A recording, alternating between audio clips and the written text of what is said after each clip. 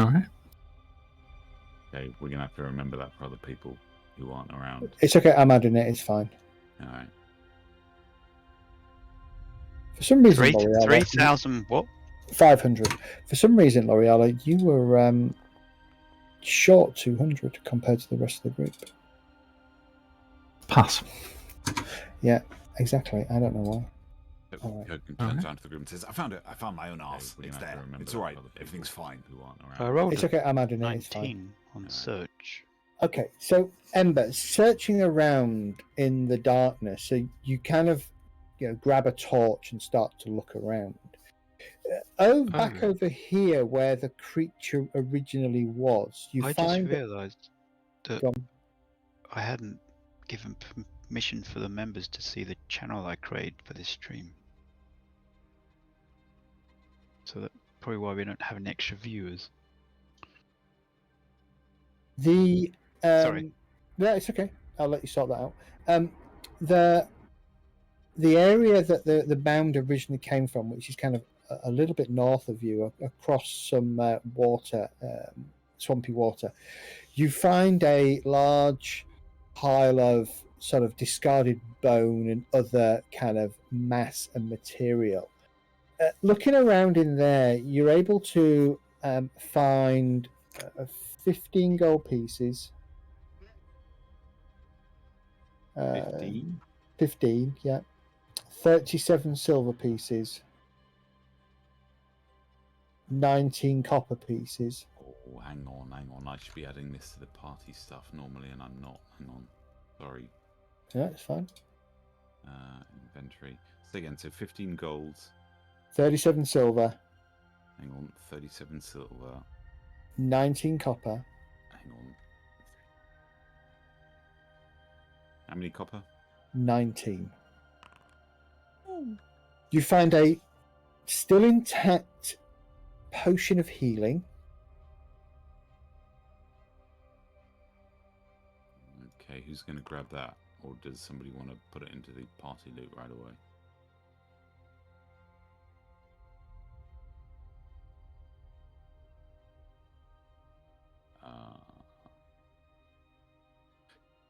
Can we drag it into party loot? How does it work? I can't remember.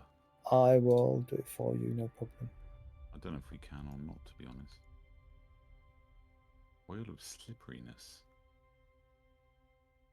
That sounds like a roguey thing. Wait, what? Sorry, I'm distracted right now. Yeah, you can't. Yeah, I didn't realise I was showing you what I was rolling. Then, hold on. Got 2 potions of healing. We'll bung them in the party loot for now. We can figure that out. Oil of slipperiness sounds like a roguey thing. I don't know. Yeah, so there's 2 potions of healing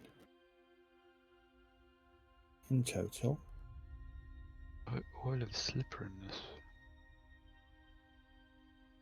Okay, and the oil of slipperiness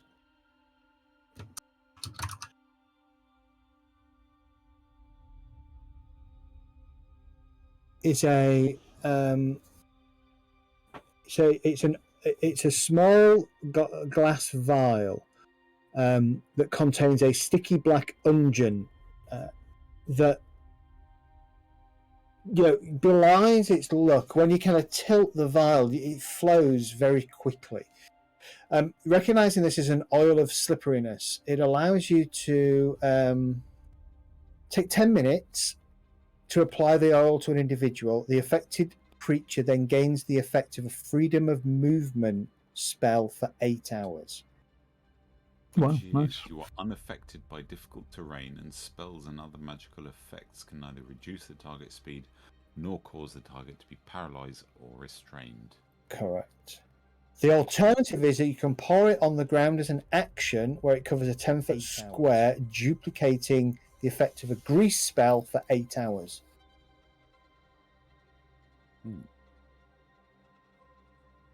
And amongst all the rubbish,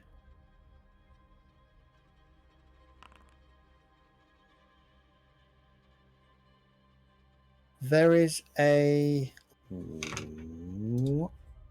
This is the one thing I don't like about it. Need a random generator for something. Somebody roll me a D100, please.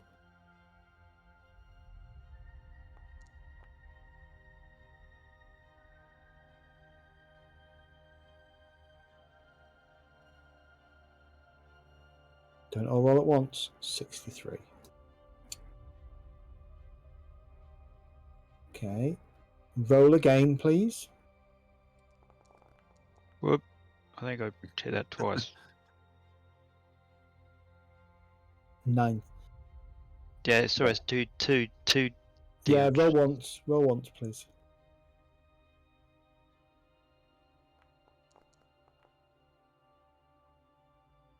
Okay, underneath the rubble, kind of moving it to one side, you find a longsword. Ooh. The longsword seems to be in very good condition, despite the fact that it's been submerged partially in the bog. Any scabbard that it was sat in has long kind of disintegrated with the waterlogging from the swamp itself, but the blade still retains its sharpness. As you pick it up and you examine it, there is some etching along the blade itself, and it just it feels very nice in your hand, Ember. And as you kind of swing it just to get a feel for its balance, it kind of gives you this sort of strange, sort of slight whistling sound, almost like it's cutting through the air. Ooh. Is it worth my doing an Arcana check on it to see if there's anything I can figure out about it? Sure.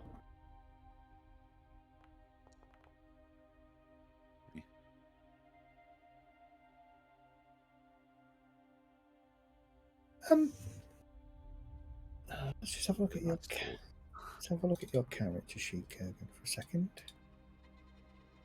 No, okay. I'm proficient if that helps. No, that's fine. So the first thing you noticed about the blade is, as I say, everything from the fine leather hand wrap, which is in a sort of a very deep forest green, to the blade itself is in absolutely perfect condition.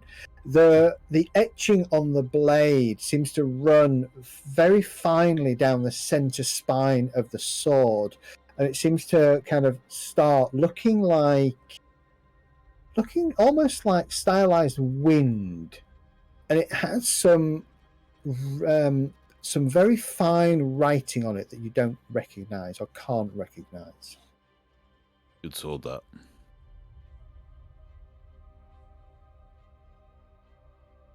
Ember, you can't read the writing. Jet should be able to, but Jet can. See if anybody else can. No to Kelgar. I No can't to use the item anyway. It's not Dex weapon. Yeah, but Jet can use longsword, I think, from memory. L'Oreala, you recognise the writing as well. Medistra, you also recognise the writing. What does it say, Medistra? Rage doesn't recognise the writing. It says in Elvish, wind. Oh, Hmm. maybe it gives you a Dex bonus. Perhaps we should. Mechanically speaking, this is a simple +1 longsword. But it is named. Magical items in the world generally have names associated with them, especially weapons and things like that. So this one is called Wind. It would appear to have been an old, an elvish blade at some point. Well, there's nothing I can do this. Who can use longswords here? Jet? No, not. Use Jet can- bows though. He uses a bow, but he can definitely use a longsword. I don't know who else can actually mechanically use one effectively. Though Jet generally carries a short sword. I don't know. I think I mean, Rage can, but he doesn't need it. Why not? He's got better. The big old maul. Kelgar can use it, but he doesn't go into combat, does he? Doesn't generally go into melee. Yeah, Kel does. He gets in there. Kel does, but he uses his battle axe, which is technically also his axe, Right. his guitar. Well, let's give it to Jet. Exactly, I think right? Jet. Okay. What's Seems he like the got on best there? option at the What's he moment. got on there already then? Jet. Short. Short A sword. sh- Yeah, but is that a +1 then? No, Jet has only magic item. The only magic items Jet has got are gloves of missile snaring. Well then, he's better off with the sword if he gets Elven it. blade for an elven warrior. Exactly. There you go. And wind's a good name for him anyway because his arrows fly like the wind. And he's full of it. Yeah. I Yeah, thought that was you, Laura gives a little smirk to that one. Oh, I just moved him all the way over there. Oh, there. Shit, what am I doing? What are you doing? I know what I'm doing. There's another monster over there. That's always moving over there. Don't do that. Don't give him ideas. Oh, didn't mean to do that. No, what I'm trying to do, sorry, is long sword. I keep dragging longbow onto his character sheet. Right, longbow, long sword. I'm going to name it Wind. Fury of the Wind. Wind Fury. Wind. There you go. Wind, Wind. Fury. Oh god. That's a good name. There you go. Wind of bad digestion. There we go. Oh, that kind of wind. Right, okay. Mild IBS. Okay. Does Eddie, you've got D&D Beyond extension on the stream. Yeah. But it doesn't sync with our hit points. Depends if you're updating D&D Beyond or if you're updating your character in game. That's Because true. it won't update Beyond from Foundry, unfortunately. Oh, okay. That's probably why then.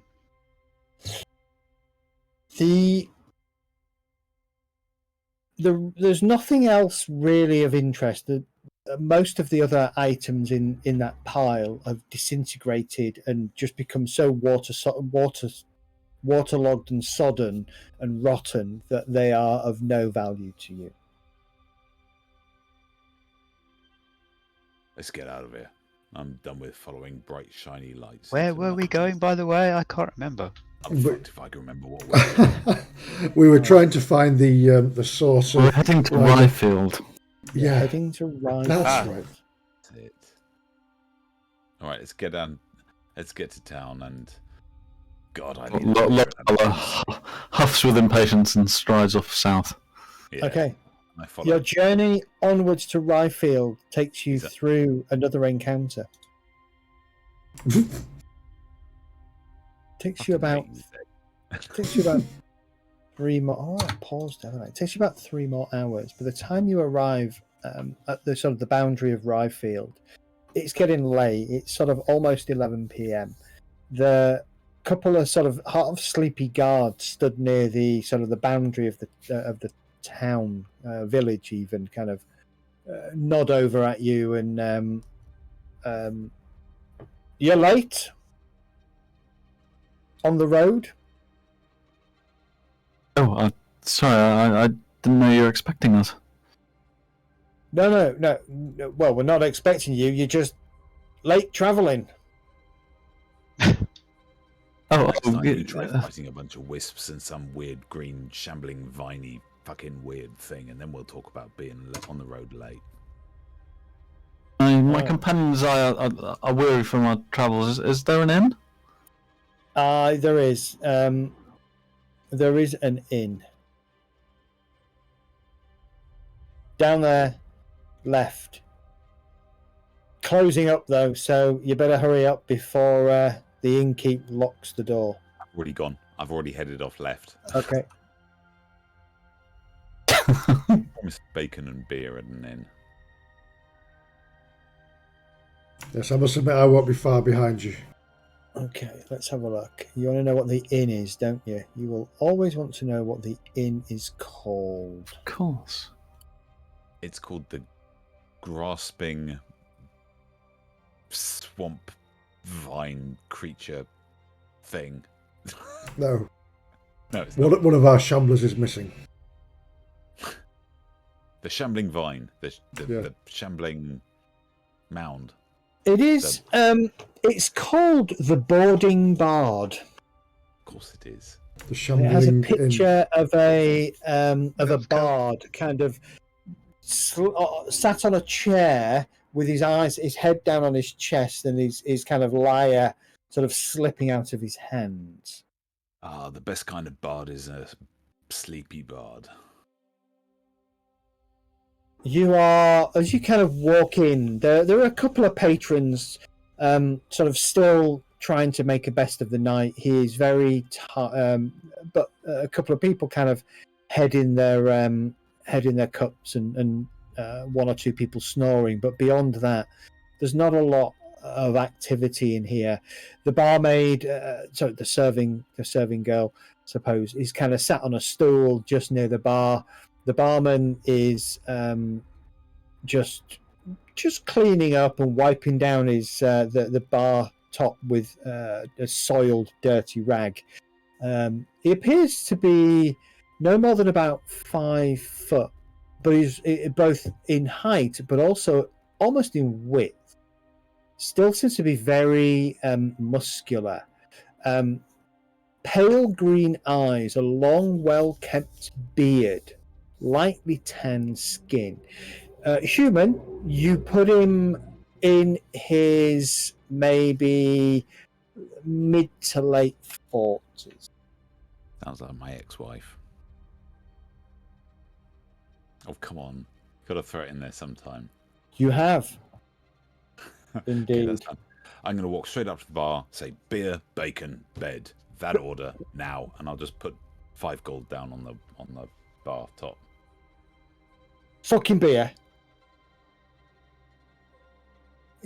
You want a beer? Yes. 5 of them.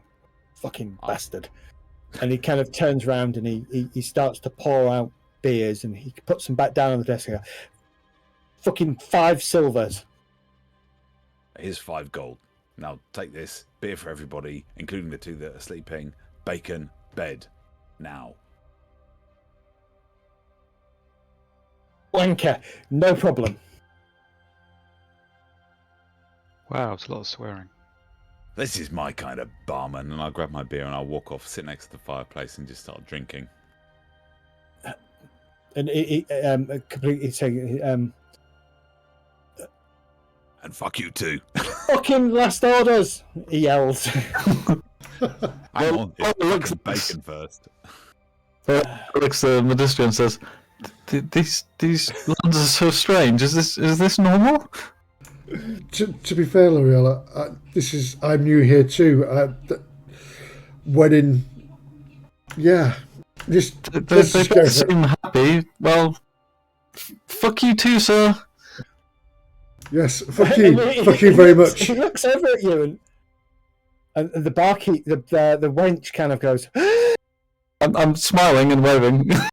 And she kind of looks over at the barkeep, and you start to see him frown a little bit, and she just goes, "Don't worry, Thomas. I'll explain." And she comes over, gentlemen, madam. The swearing is not deliberate. He can't control himself after an encounter with a troll several That's years ago, fucking and a great. blow on his head. So he doesn't oh. mean anything by it. Please don't copy him. Sorry. Thank you for the drink. Yes, And he kind of sheepishly. he looks up and he just goes, "Fucking welcome."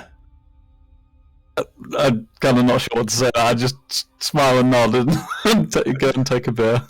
Oh, I've heard of it's this. gonna- I've heard of this condition before. I think.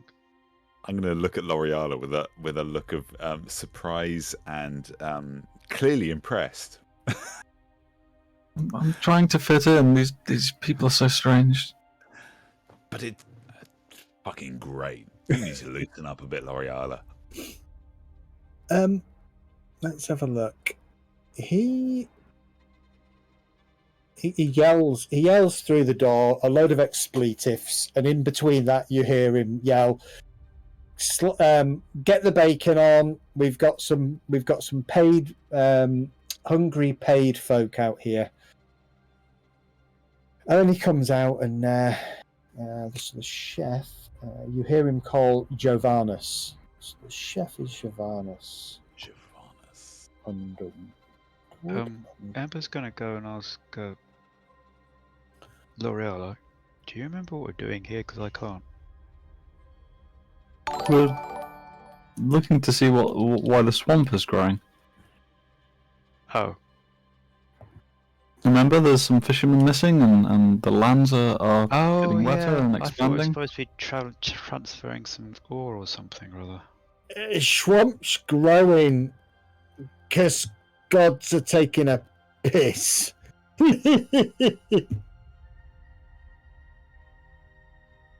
Thud. Guy over on the next table has just kind of looked over at you, said that, and then just passed out on the table.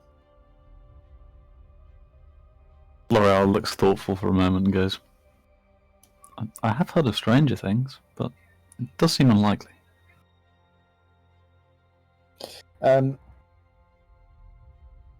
The serving work girl comes over and she says, I don't mind him. Don't mind old Michael there. He's just a little bit drunk. Did you say you're here investigating the growing swamp? Yes. You may want to go and have a word with siloxanin. God, what a mouthful that is. Siloxinin. Is he an apothecary? No, he's a ranger. No, siloxanin, but it does sound like an apothecary name, doesn't it? Little. He's our town lord. Where is he? Is he here? Oh, I wouldn't go and disturb him tonight, but he's in the rather large fortified manor at the end of the road. Thank you. We'll be sure to do that in the morning. Aren't we on a time limit? Yes, we are. Why? I think it's like Why? You've got because we've got to go transfer that shipment along correct. the river. No, I think we've got 3 more days to get back there. Yeah, you've got time at the moment. Okay. So we've got a day that we can mess around, and then probably a day travel. Yeah, that's right. We came down here because of the fishermen going missing. Correct. Yeah.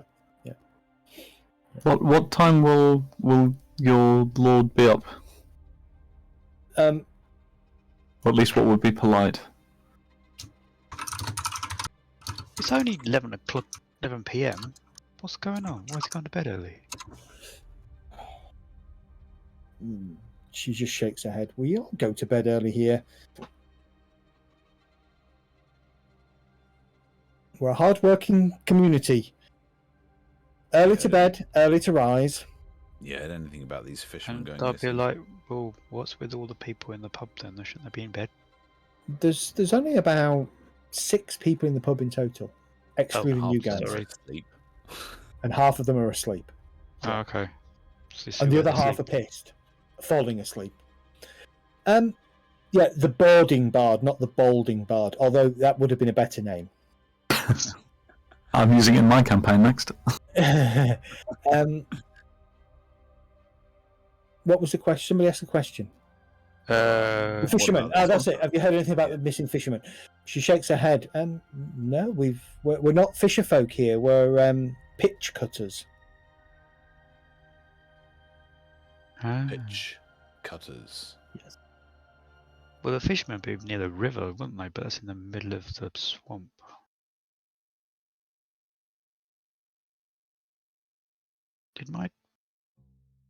I think my sound. Somebody say something. Hello. Hello. Oh, hello. I thought my sound cut off. Can I Yeah. boot Kelg in the arse and see if we can get him to play us a song? Yeah, Kelg will kind of kick back and start playing some rowdy music. That's not what people sleeping want to hear. The barkeep kind of yells over and goes, "Fucking A! That's fucking A!" As he kind of waves at you and starts banging his head and tapping his foot. So it's a happy sweary barkeep. Okay. It's a happy sweary barkeep. Yeah. He's very Um, barkeep. it takes about sort of 15 minutes, 15, 20 minutes, and then a big steaming platter of meats. There is bacon on there, but there's also pork cutlets, there's some fish, there's some other bits and pieces, and it seems like your 5 gold has got you a rather sumptuous feast. A couple of fresh loaves put either side, bits of cheese, and more ale. Fuck me, that sounds amazing. And he comes over, and again, amidst all the swearing, he says to you, "I'm really sorry, ladies and gents, we only have a common room, but it is empty at the moment, and you're more than welcome to use it. Like common sleeping area." And he kind of, you can lock the door if you wish, and he puts a key down. It will be wonderful just to have a good roof over our head. Thank you. And thank you for this wonderful food. It's so late at night. You're welcome. What can you tell us about the fuck? I've forgotten his name already.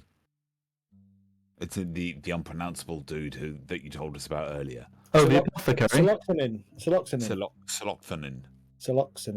That's a drug. It isn't a drug. It's the name of the lord of Ryfield. What can you tell us about him?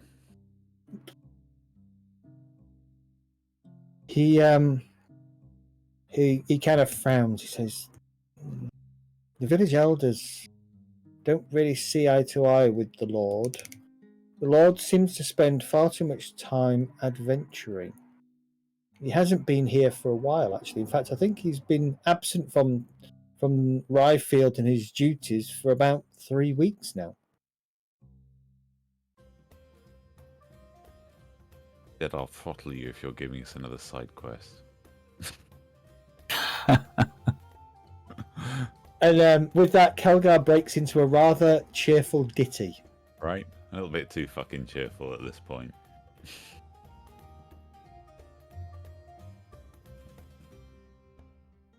Just tell me he hasn't gone and decided to adventure in a mega dungeon.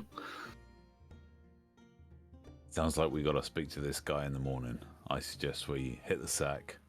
Well, eat a fuck ton of meat, drink beer, go to bed, rest, see the dude in the morning. Well, you can do if he comes back. As I say, he's not been here for 2 or 3 weeks. Kurgan, can you please stop with all the swearing? Stop copying Fuck you, Eligo. Ember. Is there any... Does he have anybody working for him at his mansion that we could speak to? If you want to speak to somebody in charge, I suggest you look for Derek. Derek. Who is Derek? What is he? And where can we find him? Derek is the head of the village council. Ah, now we're talking. So where's he? Oh well, he will be here tomorrow afternoon. Otherwise, if it's pressing, then his house is, and he gives you some directions to his house. Perhaps we'll have more luck with him tomorrow morning. Yeah, it's a little late to go visiting now. The thing I forgot to do was to build a map of Ryfield for you. Sorry, Theatre of the Mind. We're fine. It's fine. Good. Okay. And with that, talking about Theatre of the Mind and all that kind of stuff, you eat your food, drink some more ale, and gradually, as the clock turns to midnight, you all begin to feel sleepy. And one by one, you retire up into the common room, collapsing on beds. They're not brilliant beds, but they're not uncomfortable beds. And soon, various members of the group are snoring. Apart from Rage, who does his usual stoically standing by the door with his axe in hand in case somebody unwanted comes in. And with that, we'll take a 10-minute break. Awesome. Axe? I thought he had a hammer. He's got a hammer and an axe, yeah, so it'll be his hammer. Yeah, well done. Thank you. I'm gonna lie on my back and snore Isn't that really the one fucking loud. shouts out You do. things? And Right. you do. Back in 10. You lie on your back and you snore very loudly.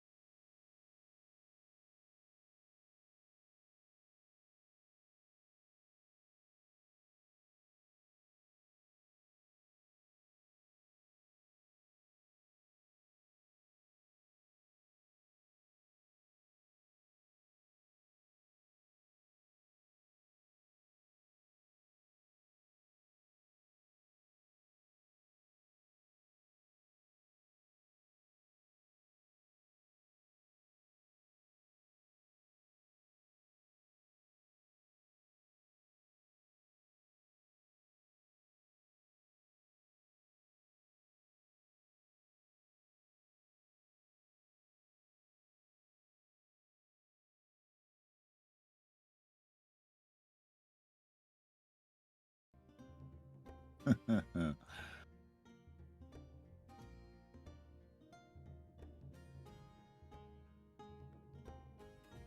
think Kurgan probably is. I think he's an early riser.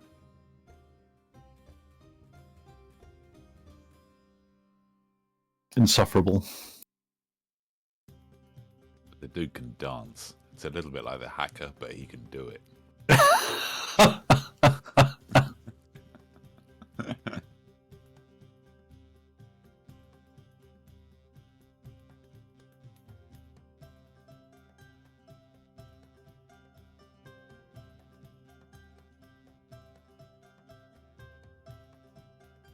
I do quite like the fact that we have, or at least I have, an extension of Kurgan in DDO as well.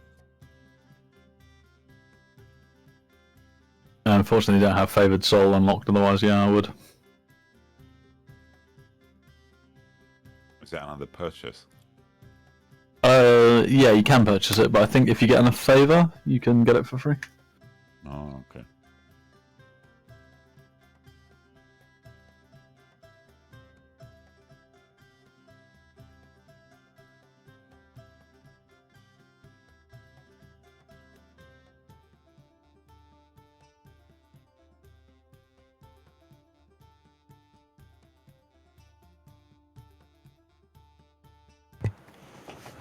All right. Right.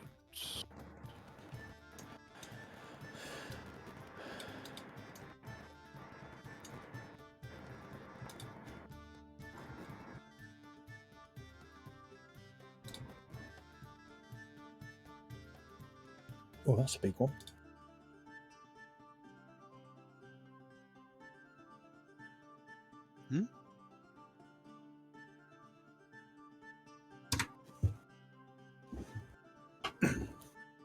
Zed, I've just noticed that when I took my long rest, it popped up the Blackened Axe Haft again. Does that actually recharge at dawn, or is it on a long rest? Just so I know for the future. Charges at dawn.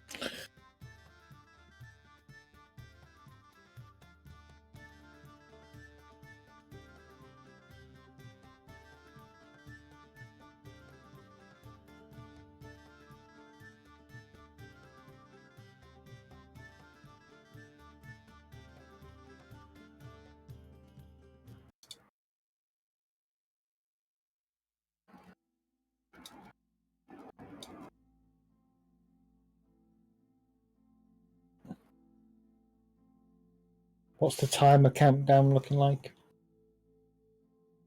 40. That goal is gone No, up. we're good to go. Believe. I am. We're all back. Certainly.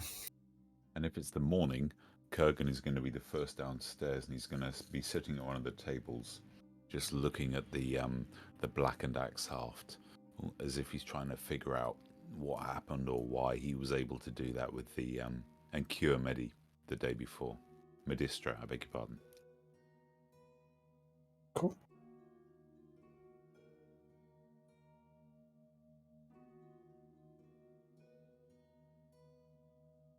You managed to get D&D Beyond working on this, because that is cool. It is, isn't it? It's yeah. I think it's only when we update it reversing, if you know what I mean. Okay. Just when So you in order import for the this other to way. work, so in order for this to work, we would actually have to drive everything through D&D Beyond. Yeah, yeah. But I mean, it gives people an insight of characters. Yeah, that's cool. Nice. Nicely done. Love it. All right, I'm going to close this down because this is putting me off. I am going to be swapping to Studio rather than Streamlabs because it seems to be resetting my settings randomly. Okay.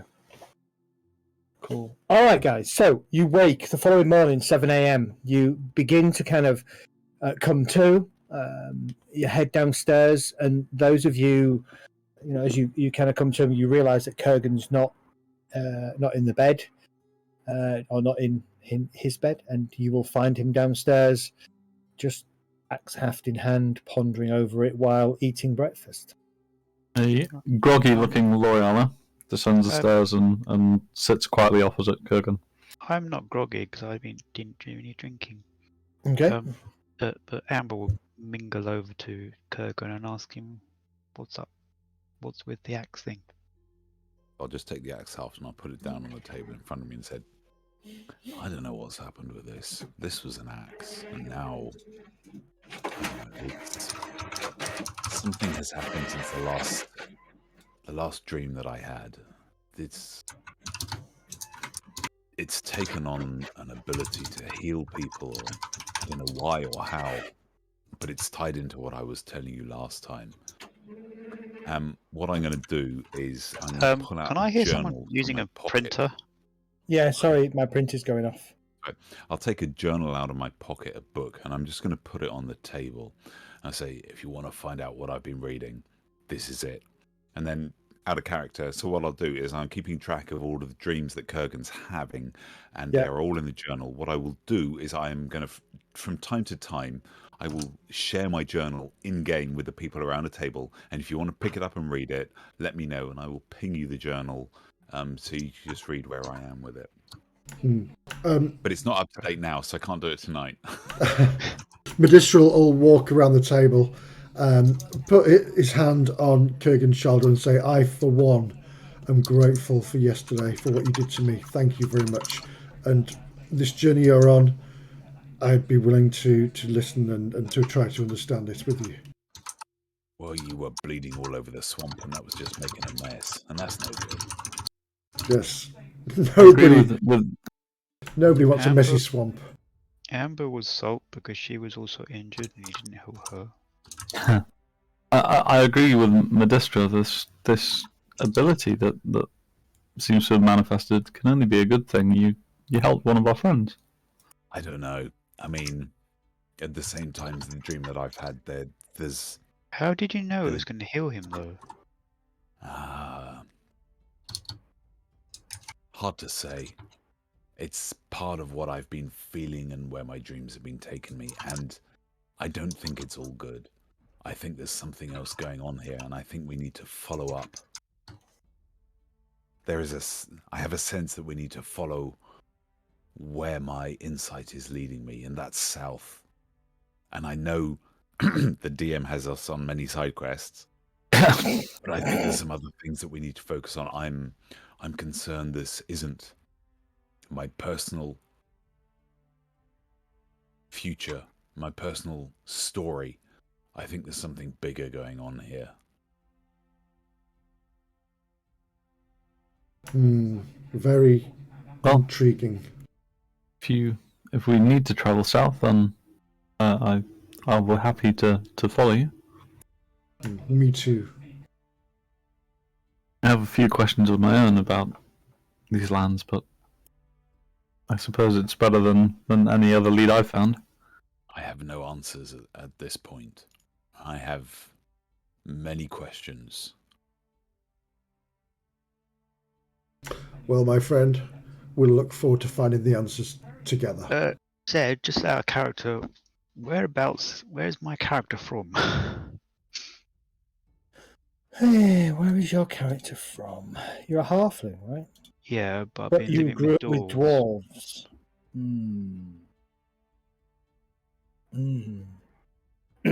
So I would say you grew up in Thunderhold.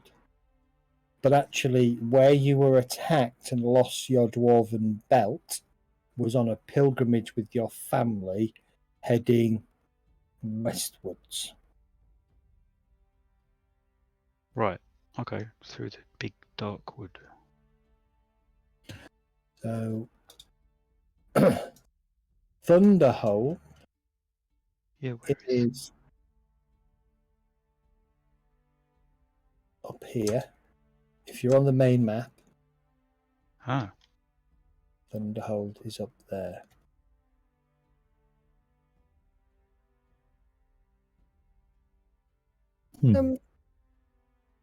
Actually, you were probably heading down Rory Stone Road towards, probably through Anvil, heading down towards Byrony or Troll's Law, and you would have been ambushed and lost your belt somewhere in the vicinity of Troll's Law. There you go. So somewhere around here. Okay.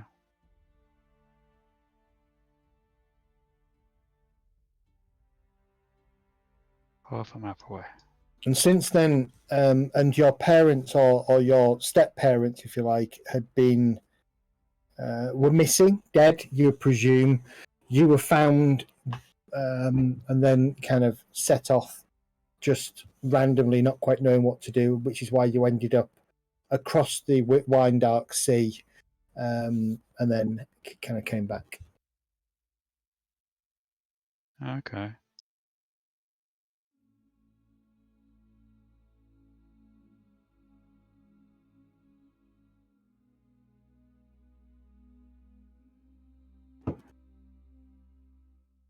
All right. Yeah, I just look at the map. Cool. No worries. Okay. So yeah, so you find yourself in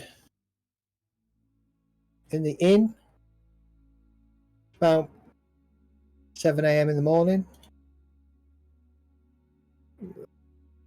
You kind of eat breakfast, spend sort of 30 minutes having breakfast. What are your plans?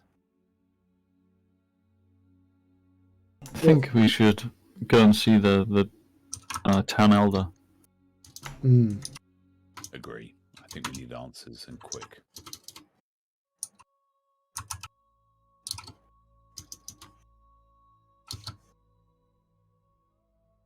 Okay.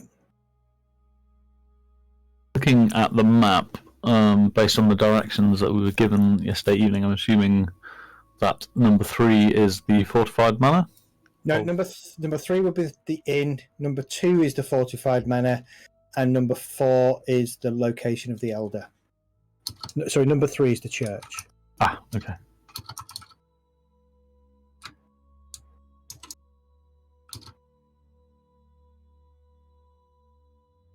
Well, after eating a little breakfast and freshening up, L'Oreal sits waiting, ready to go. Yes, let's go find some answers. Yep, let's head out.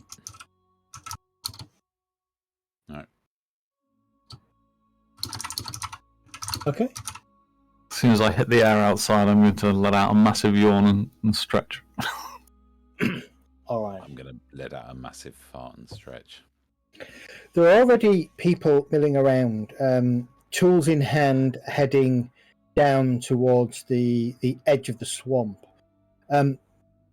What you notice is that, as you get down that way yourself, after talking to Thomas, and he gives you some sweary directions to the head elder's house, that there's been a lot of work. So at the edge here, if you ignore the jetties, they don't exist, but if you think the edge of the river on the map here represents the edge of the swampland, you find that there's been a big earthen bank has been cut out of the edge of the land there, piled up probably a good 3 or 4 feet high, all the way across the fronts of all these buildings.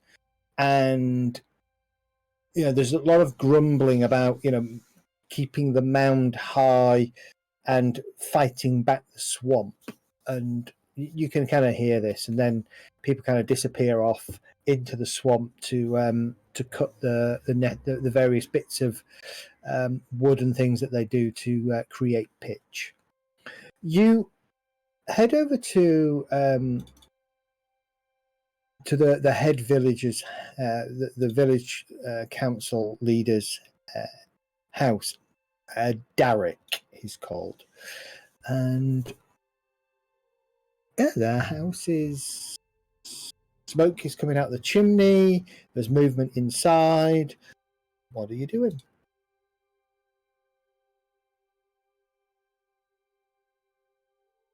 Knock on the door.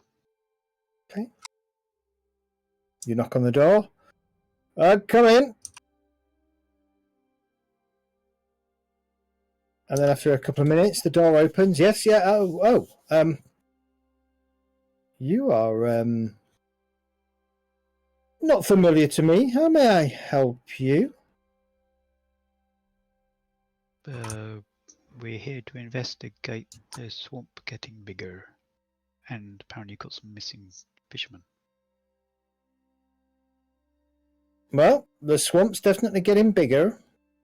No missing fishermen here, though. We're not a village of fishers folk.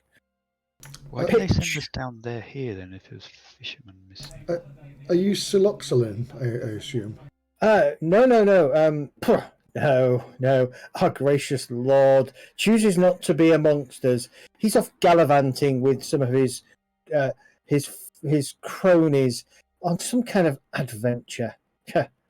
Chooses the adventuring life over ruling the town. I can't imagine Baron Gasconfold would be too happy should he hear about it. I believe he wouldn't, from what I've heard of him. So, who might you be, my friend?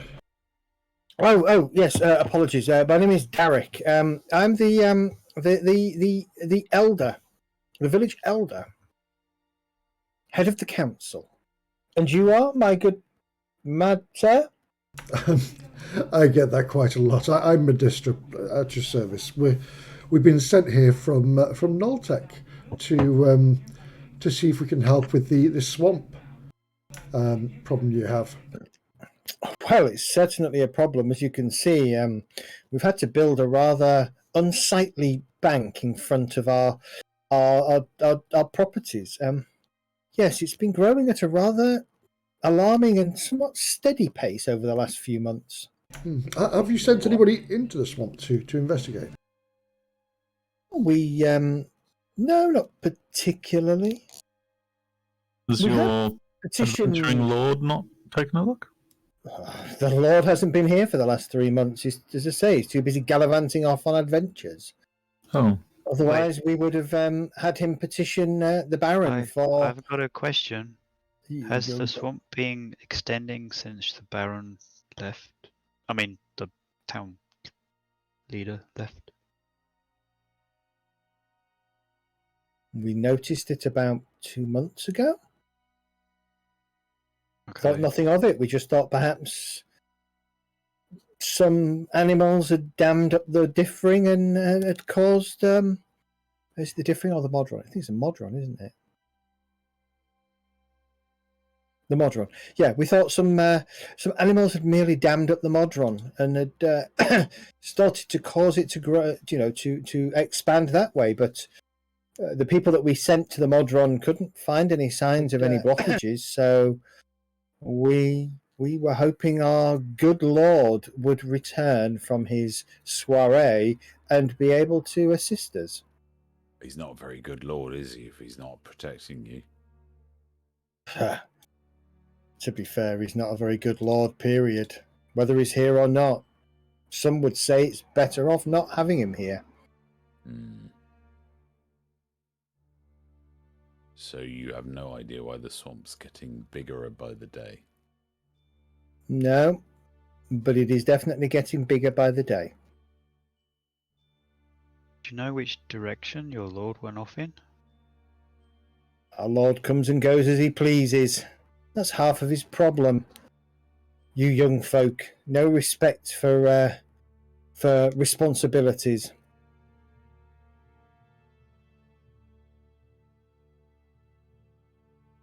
We can see that you're building earthworks around the village to hold back the waters. That's not a long-term plan. Are you staying here? Are you moving on? Oh, we're definitely not moving on, my friend. We're planning on staying here. We had hoped that the Lord would come back. We could petition the Baron Gasconfold and have some answers. Perhaps you're our answers. The way the rate the swamp's spreading, by the time you petitioned Baron Gasconfold, I'm sure your town here would be underwater. He's probably already underwater. Well, we've had to dig some deep channels in the other side of the earthworks to try and divert the water back towards the Modron. It's working to some degree, but not for much longer, I don't think. I fear you're right.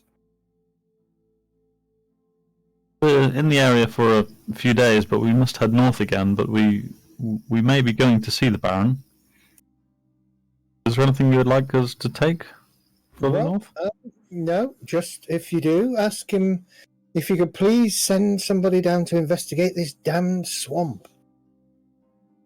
Maybe you could write us a letter of your concerns and requests that we could pass on to him. I could definitely do that. You're going to be here for a day or so?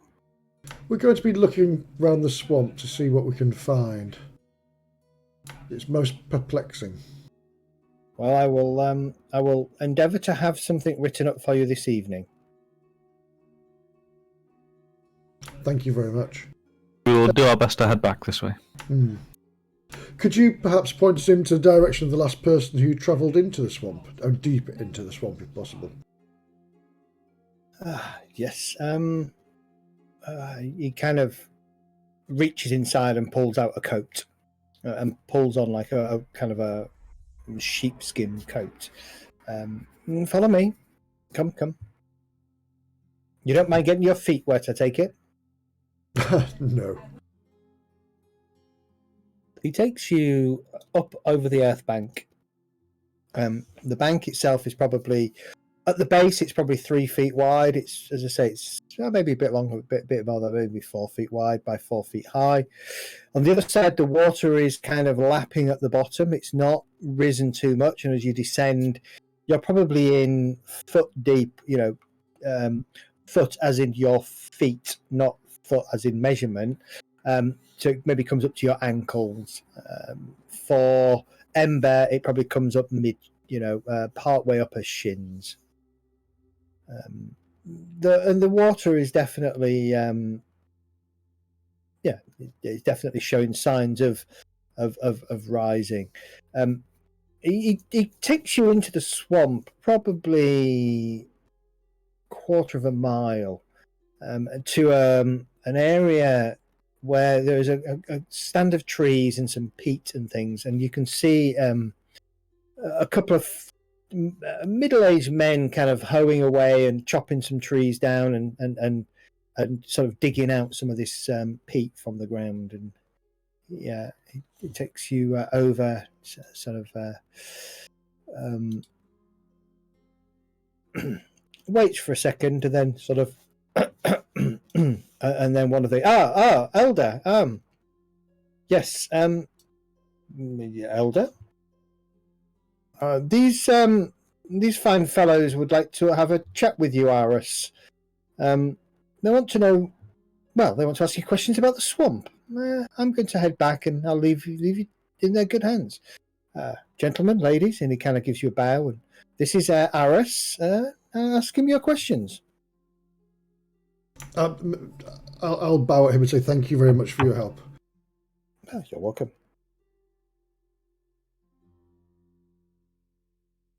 How may I help you then, gentlemen, fine ladies and folk? Iris, Derek, the elder there, seems to say that you were the last person to go deep into the swamp. I was indeed. Me and the hound. Did you see anything unusual out there when you were in there? Well, the water's deeper than it should be. Aye. The river seemed fine. Burst its banks, I've got to say. It's definitely overflown, but there's no reason for it to have overflown. If I know anything, I think the water's running this direction from beyond the river. We were north of the swamp, and the currents seemed to be coming from all directions. We went a goodly distance around the north and to the west and the east, and at each point the ebb seemed to be coming outwards. Now, if it was flowing and you're a man of the swamp, wouldn't it be just going in one direction? Well, yes, it should definitely just be going in one direction. That's what I don't understand. It's certainly coming this direction. We've managed to stave it off with our earthworks, but I don't know. Didn't really see anything. Didn't go too far, to be honest. We don't go much past the River Modron, you see. Right. So, but if it's coming this way and it's also going north, it's also going east and it's also going west, then surely the water must be coming from the middle. I mean, has maybe somebody tapped into an underground spring or something that's coming up? Well, they could have done. They could have done. None of our folk, though. Maybe some of those fisher folk from Noltec could have done that. We stay above ground. We just carve out the peat. We cut down the trees. We turn it into pitch. You're not Nothing. do that if you're underwater, are you?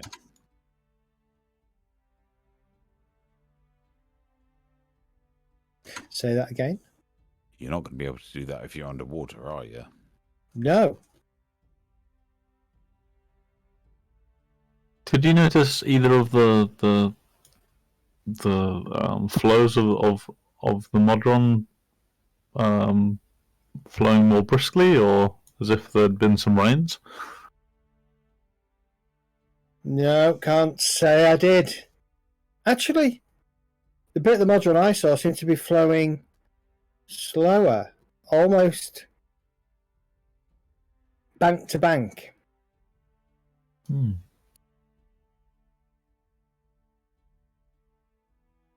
definitely strange happening at the centre of this swamp, then. What do you think? Do you think we should head in there today and try and reach the middle? Oh man, do we have to go into the middle of that? At least we can do it in daylight. Just, Iris, on a side note, when you were in there, did you see any floating lights? The wisps, you mean?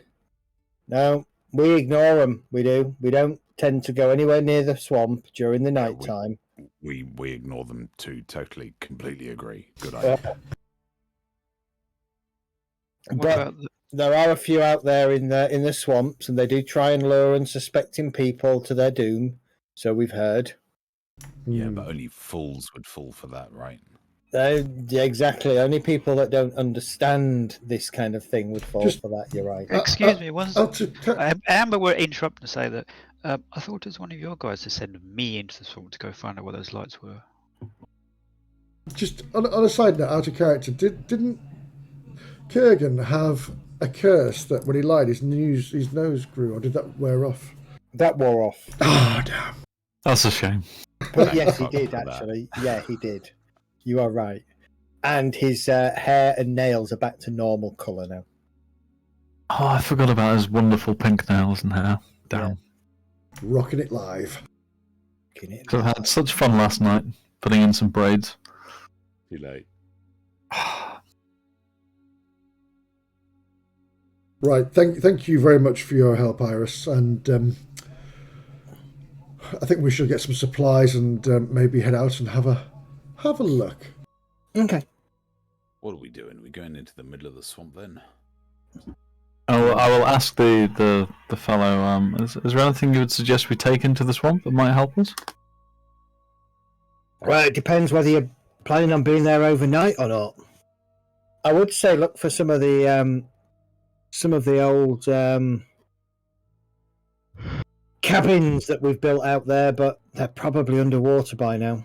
So, yeah, if you're going to stay overnight, make sure you've got a way to make some fire. Fire keeps the bad things away from you.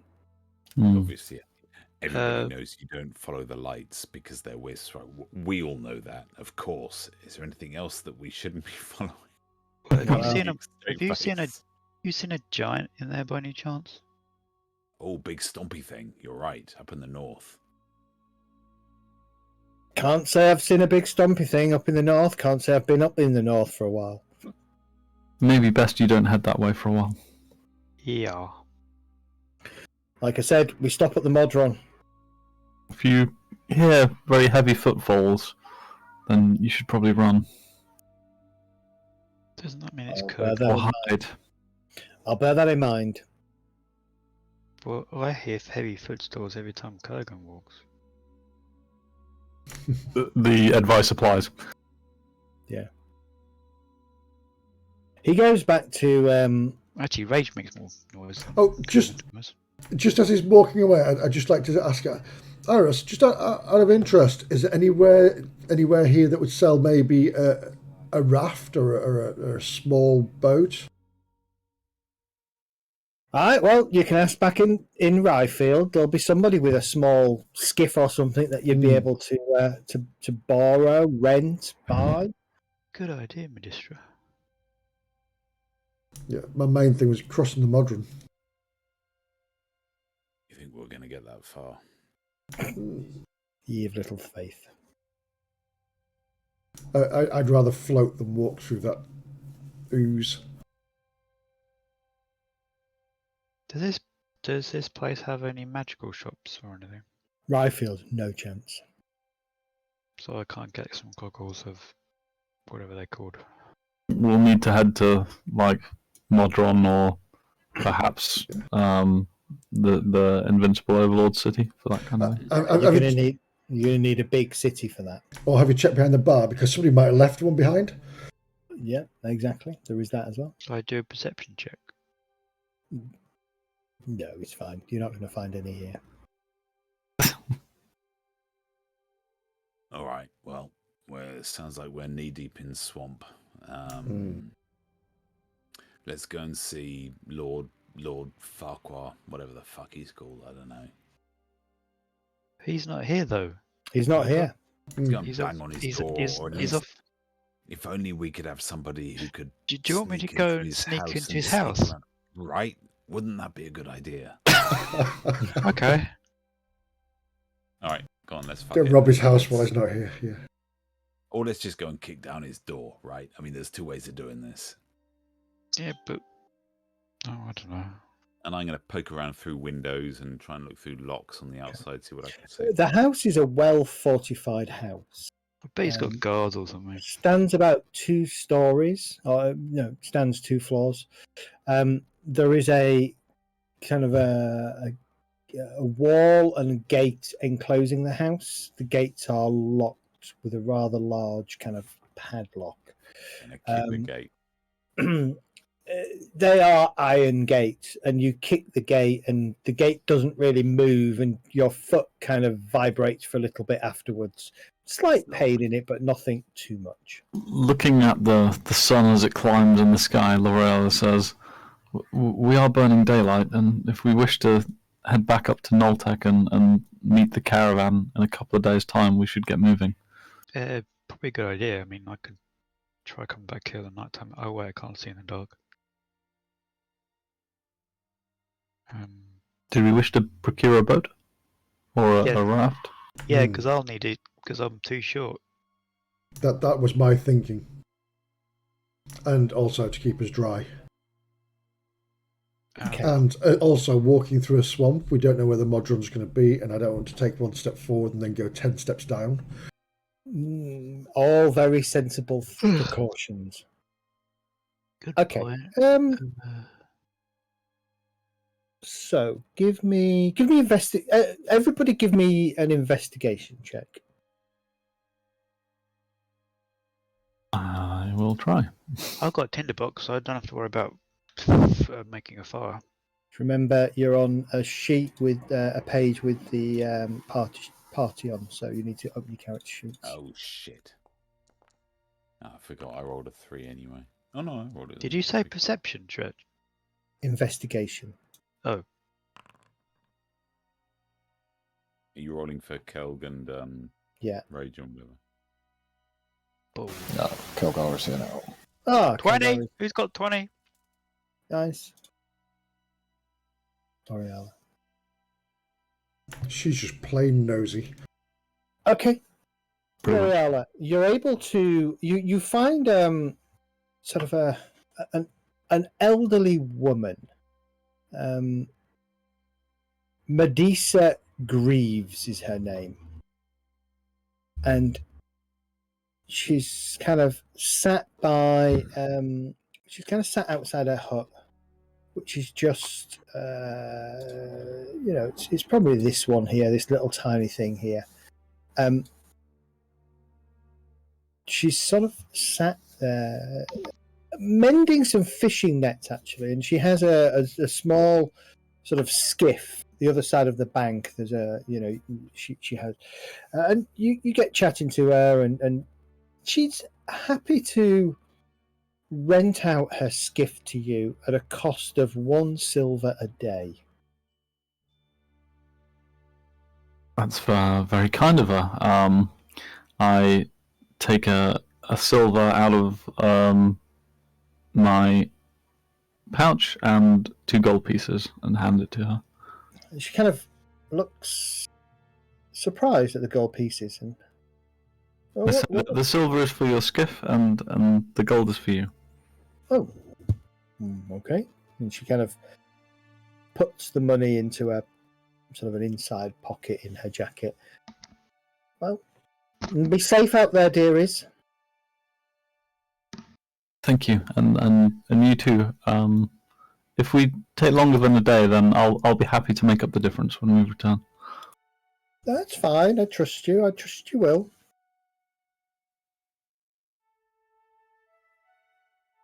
Excellent. We have a small skiff. The skiff is it's not a huge skiff. It can't take the entire party. We could relay it. You can certainly relay it. You have your rope on there. You get some rations on there. A couple of days' rations, some fresh water. You plonk Ember on there. I would say it can take 4 smaller, lighter folk or 2 heavy folk. Are we able to carry it reasonably between a few of us? It's a bit bigger. 4 of you could carry it, yes. Carry it? I thought we were using it. Oh, if there's any areas we can't travel across in the boat, then we might have to carry it over. Okay.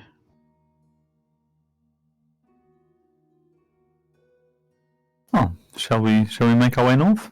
Okay, I'm going to hop up onto the raft skiff thing. Who's pulling it? Who's not here? Don't we have a horse still? It probably looks a bit like that. I've just posted something in Discord chat, which doesn't help our watchers, does it? So can I post it in here? Do we actually have any watchers, Medi? Yes.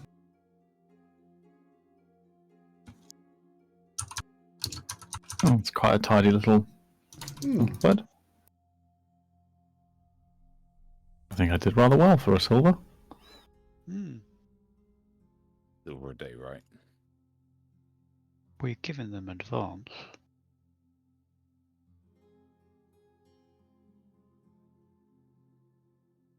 So we want to be in and out of here before sunset.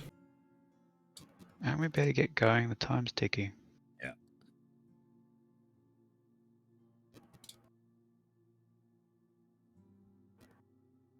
Alright, so we're bundling supplies onto the boat, we're bundling Ember into the boat.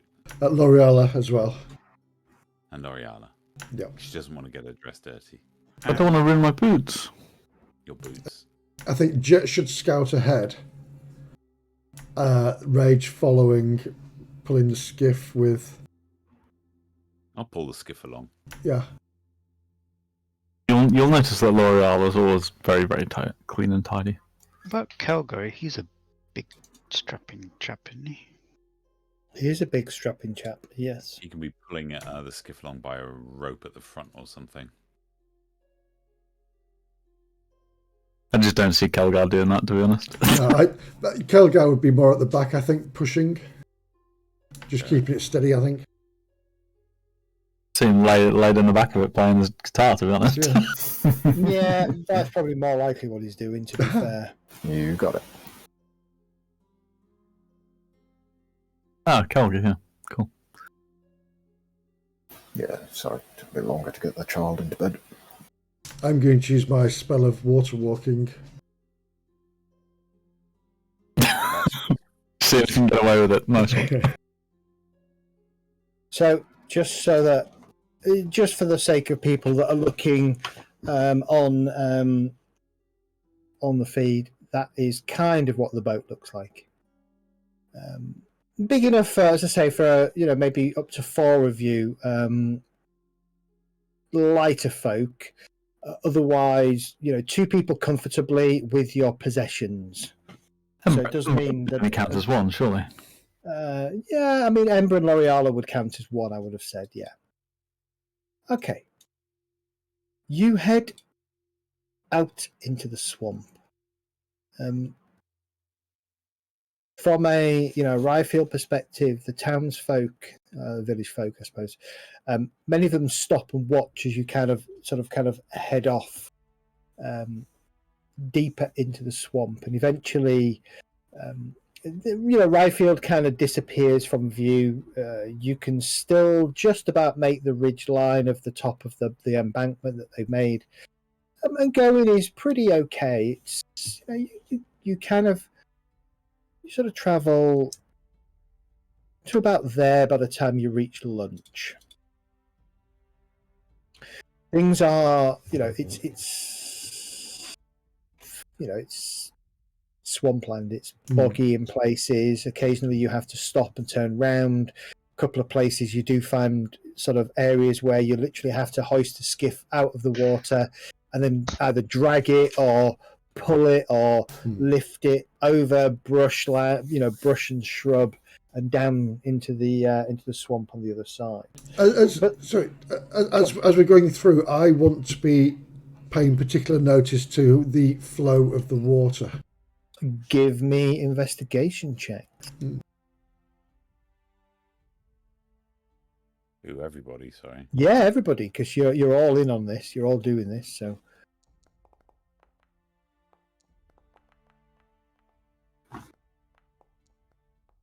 I notice the water behind me is following me.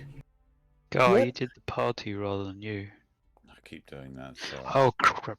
I need 2 as well, dummy. Kelgar is too busy focusing on his playing. Oh, killed. Oh, wet cat. I've just got wet pussy coming. Oh no. Would you describe it as moist? Moist. No, I would describe it as soaking.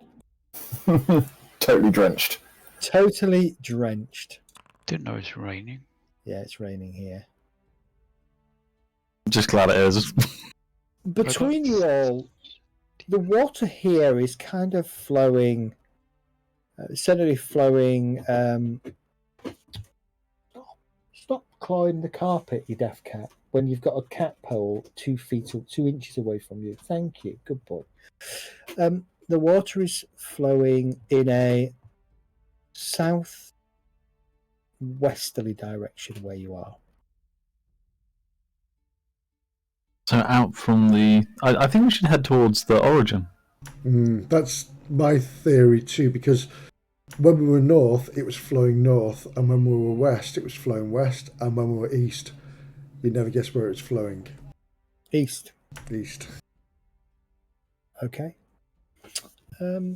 Jet will try and lead you on track, I think. He'll roll with advantage using the knowledge of his good friend Rage. You reach the Modron about 2 hours later. No, actually, about an hour and a half later. You recognise the Modron, because all of a sudden in front of you is this rather strange-looking, wide expanse of water. It's probably close to, I would say, 50 or so feet wide here, and it's obvious a river. There is a sense of it flowing northwesterly, as you would imagine, kind of the flow of the Modron anyway. But there's also a sense of it flowing sort of towards you as well. So you can see kind of ripples coming across, flow of water coming across the river, as well as a very slow, sluggish sort of river running northwesterly. Oh, I have a theory about what this thing is. Well, I'd be glad to hear it. Yeah, what's your theory? You know, there's a Leviathan supposed to be guarding the mouth of the river back up there. Maybe it got stuck down here. What, guarding the estuary? Yes. Maybe it's So stuck it's- underneath the river. It's a long way upriver. You think it could get this far? Probably not really. I'm just guessing. I mean, how big is a little Leviathan anyway? Now, that is a question you don't know. Well, if sailing ships fear one, then large. I mean, they're not small, right? Otherwise, they wouldn't be called Leviathans. And isn't the Modron just more like a small, how can I say it? Like a So merchant river. A tributary of the estuary.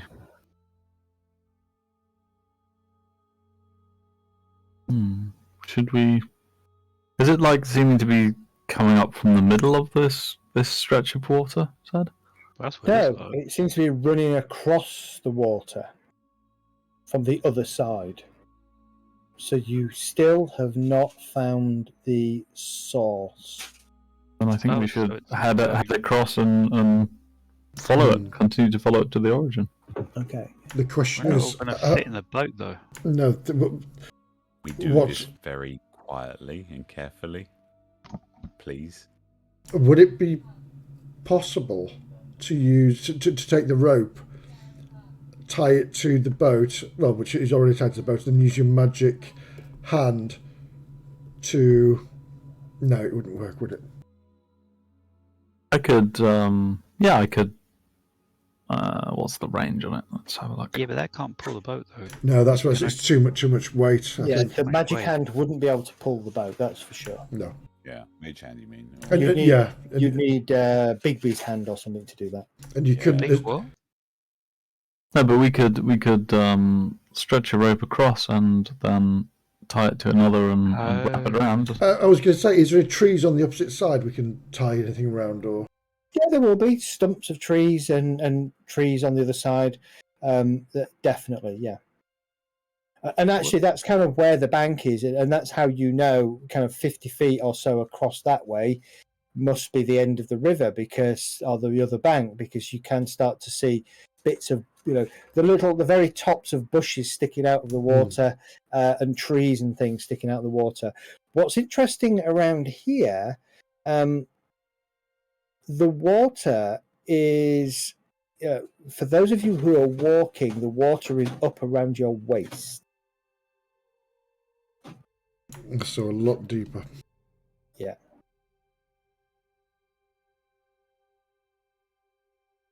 And actually, over the last sort of hour, as you've been traveling here, you have had to go quite slowly because in places, imagine a swamp, it's not all level, right? There's lots of divots and things. And in places, a couple of times you watched as Rage just disappeared. As he took a step forward, he just vanished. And then he kind of reappeared again and steered you round. So you've been relying on sort of Rage with help from Jet, reading the landscape to try and get you out of and away from the really deep holes in the swamp, to try and stick to the areas that are a bit more safer for you to walk up. So it's likely going to be fairly deep.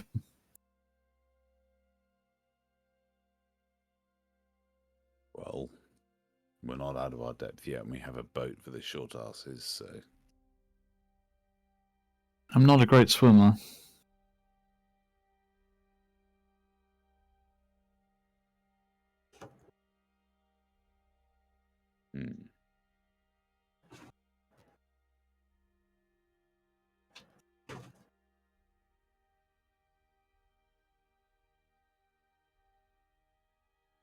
Sorry, the dog just went ballistic. Rage can walk underwater, can't he? Rage can walk underwater, but you don't know how deep the Modron is here. I presume the water is quite brackish Murky. and murky. Yeah. It is brackish and murky. And it's also, the likelihood is you're going to end up with quite a silty bottom, as they say.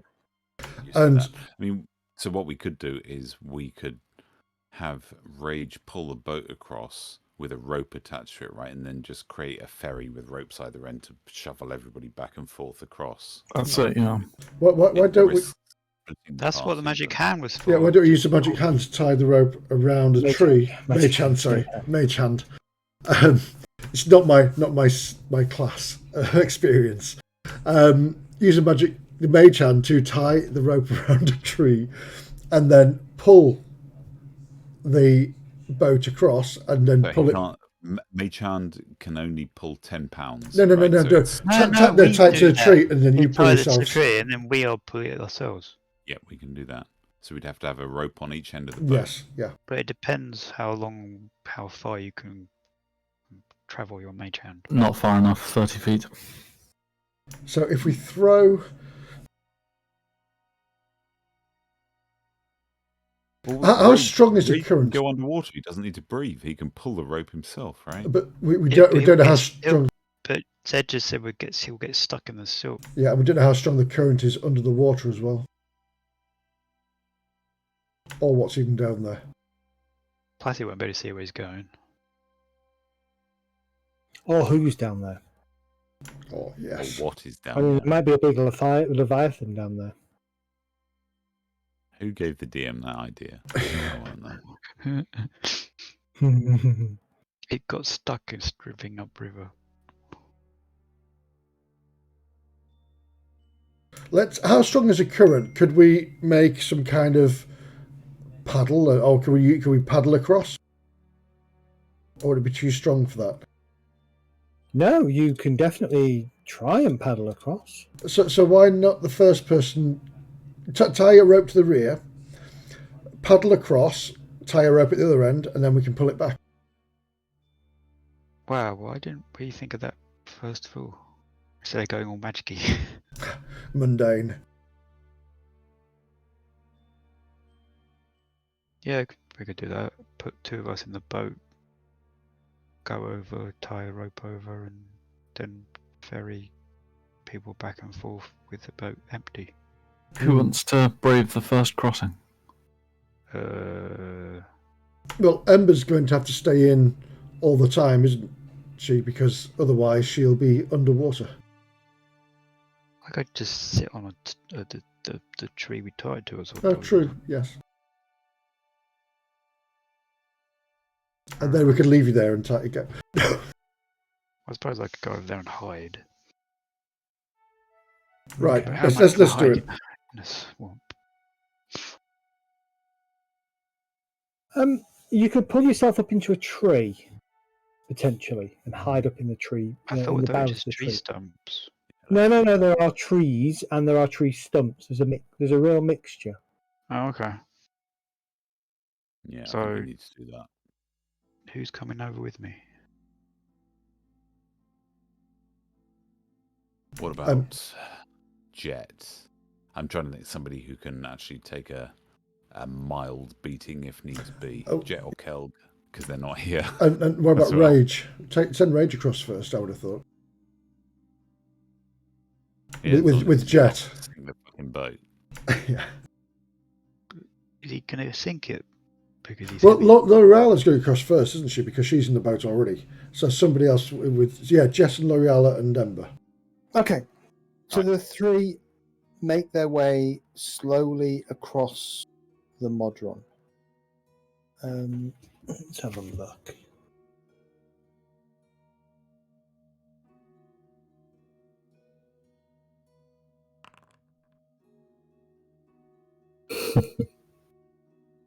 You watch as the going seems okay to start with. They kind of push themselves out beyond the edge of the swamp and into sort of the path of the river itself.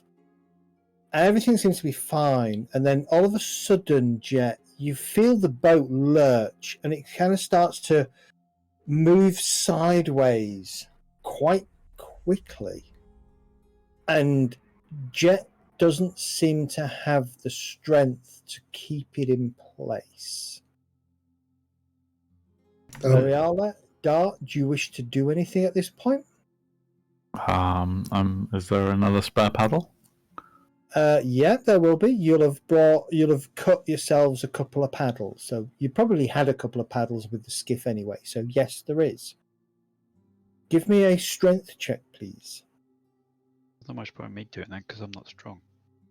Oh, no, neither am I. Okay, I will give myself guidance for this ill-fated plan. Okay. If I can figure out how to do it.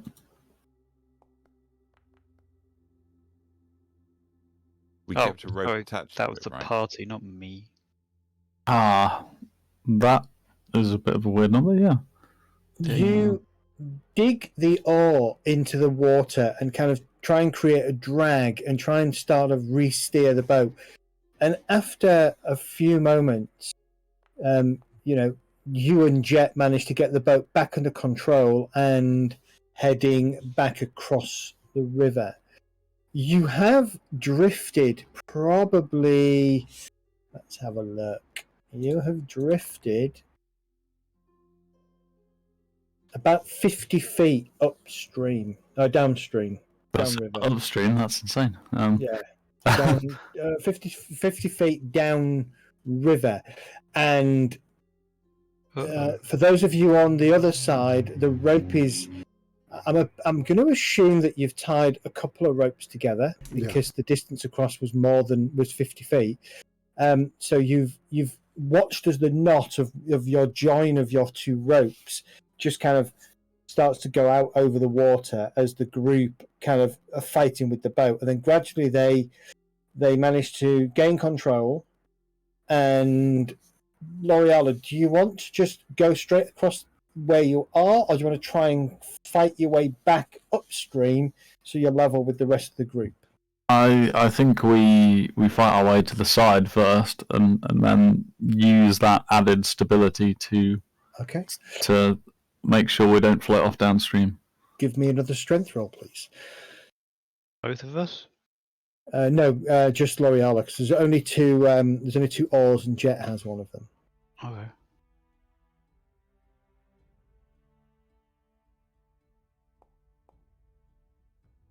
Another 17. No worries. Wait, that's the party though. Yes, I'm trying to roll it myself, but it's the result is 17 rather than 23. Between you fight your way across to the other side, and it's probably taken 80 foot of rope in total because of kind of the diagonal distance that you've gone and then across. But you do manage to get yourself out of the current of the water of the river and onto the swampy area, the swampy bank at the other side. You row yourself back level with the rest of the party, and you can tie and secure the rope up against a tree, giving you a nice kind of solid place. Also allowing for Amber, L'Oreal, and yourself to kind of and Jet to climb up the tree and wait. Calling back across, a little bit shakily from the exertion. But the current's stronger than you think. But we've got the rope that we can pull on, right? We do, but still take care. Alright. Just hope the knot holds. Alright, I'll jump in the boat next. Okay. Don't know who's going to come with me. Who's going with him? Maybe. Anybody? Yes, I'll go. I'll come with you. Okay. All right. Can we fit Kelg or Jet in? The Jet's already there. Jet's already there, isn't he? Jet's already there. So there's only Kelg and Rage come last, isn't there? Yes. Okay. And then they can untie the rope from this end and just pull themselves up. Yep. Wait, hang on. Medi, you don't have strength, do you? Neither do I. Shouldn't need it Well, to pull. Maybe you should put someone who's got some strength on in the boat. It's Hmm. Ember has a point. Maybe perhaps if Rage goes with well, you. I can't talk to you right now because I'm Oh, you outside will. the river. That's, You can. that's true. We're only like 50 feet away. So yeah, maybe Rage go with you, and I'll wait for the last one. Because Jet's probably strong. No, Jet's already there. Kelgo probably. Is Kelgo Okay. there? I don't know. Can't remember. All I right. don't know. So, Rage, you jump into the boat. The boat does sink a little bit lower than you expected it to, or maybe you didn't. You're not surprised as kind of the heavy Rage gets into it. He digs the oar in. Let's see how well he does on a.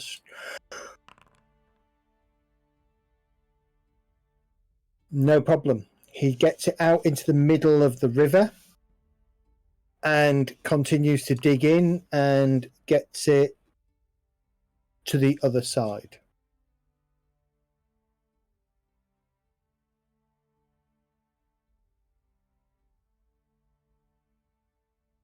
Wonderful, and we'll pull the boat back, and Kelg and myself will. Are you ready, Kelgar? Let's go. Yes. Okay. I need both of you to make strength save. Oh, just... Is the thing I printed off there? I need both of you to make strength saving throws, please. Saving throws or strength Sorry, checks? ability check. Strength ability check. Sorry, my youngest has just come in his blanket. Will you take athletics? I'll take athletic. Yes. Excellent. Will you take deception I won't. or intimidation? You can try and intimidate the river to let you pass if you wish. That's all right. Kelgar, Kelgar kind of carries you both across the middle of the river, no problem whatsoever. Can I get another athletics check / strength ability check from either of you, both of you, please? Jeepers. Well, there go like natural 20s. Kelgar, you breeze across to the other side. As a group, you are all across the River Modron. And Right. you can kind of resume your journey. Kelgar takes a moment to kind of flex his guns. All the audience. I was looking appreciatively, he said. Were you born on the water, Kelgar? It's just all muscle. All 10 strength of it. I helped. Jesus Christ. Jet homes in on sort of following the unnatural flow of the swamp water. And another sort of half hour, 45 minutes later, can you everybody give me perception checks, please? We can certainly try. Kurgan, no. Clearly British fucking guy. not. Yes. Kelgar, yes. L'Oreala, no. Ember, definitely not. That'll do. I don't need to roll for the rest of them. Medistra, Kelgar. The water is flowing faster here. It's almost pulsing. Not quite creating waves, but there's definitely pulsed surges of water. And the further sort of northeast you go, the stronger these pulses are getting. I think we're getting close. So it's kind of like a water park, but all around.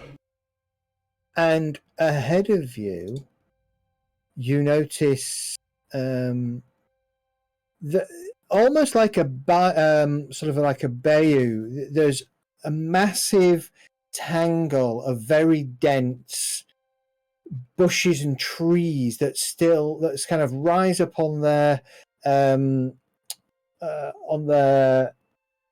roots up out the water, creating this kind of almost semicircular area that you just can't see through at the moment. Am I able to Yes. concentrate where I am? Give me a moment. Are you able to concentrate in what way? Would I be able to cast a ritual detect magic? You are able to concentrate because you're in a boat, yes. I suggest we slow for a few moments before we approach this thing, and I'll see if I can detect anything. And I'd like to activate my mage armor. Okay. Raise shields. Yeah. Right. It kind of lasts all day. I can really imagine myself waking up and just shooting mage armor. Yeah, I can too. Oh no, we have a map. What does that mean? I mean, we raise shields. Are you worried about a map, Ember? Yes. Always. Sometimes I put a battle map in just to troll my players. Wait, are we not? If we're, I'm in the boat, so this is a swampy area, obviously. But I don't boat. have a boat. But yes, it's a Right. swampy area. Actually, it is. Yeah, it is a swampy area. But the ground beneath where the boat is at the moment is very. You can see it underneath. It's probably maybe thigh deep on any one of the medium humans, but probably knee deep, or a little bit more than knee deep on Ember.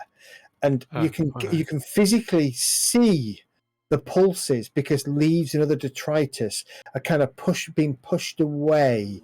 And as you've got closer to this area, these pulses have got stronger and stronger. And you do get the sense that you are closing in on the area.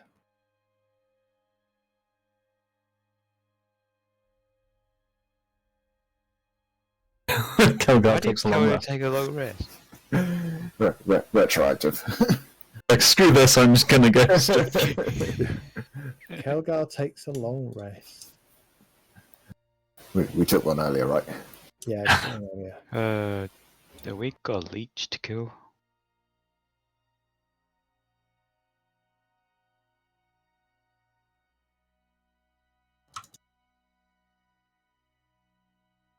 I'm going to look at Jet and ask, Jet, you're a man of the wilderness. Have you ever seen anything like this before? Jet shakes his head. He's not a swamp person. He's more of a sort of a woodland plainsman than a swamp person. This is very unusual even to him. I'm going to stealth. How are you stealthing? Are you jumping out of the boat and trying to stealth, or are you just hiding down on the gunwale below the kind of the gunwale of the boat? Well,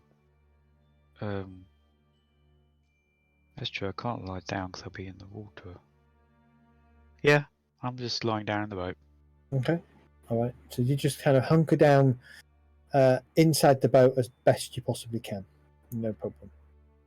L'Oreala, 30 feet out from you, other than the magical items on your companions, there is no magical presence.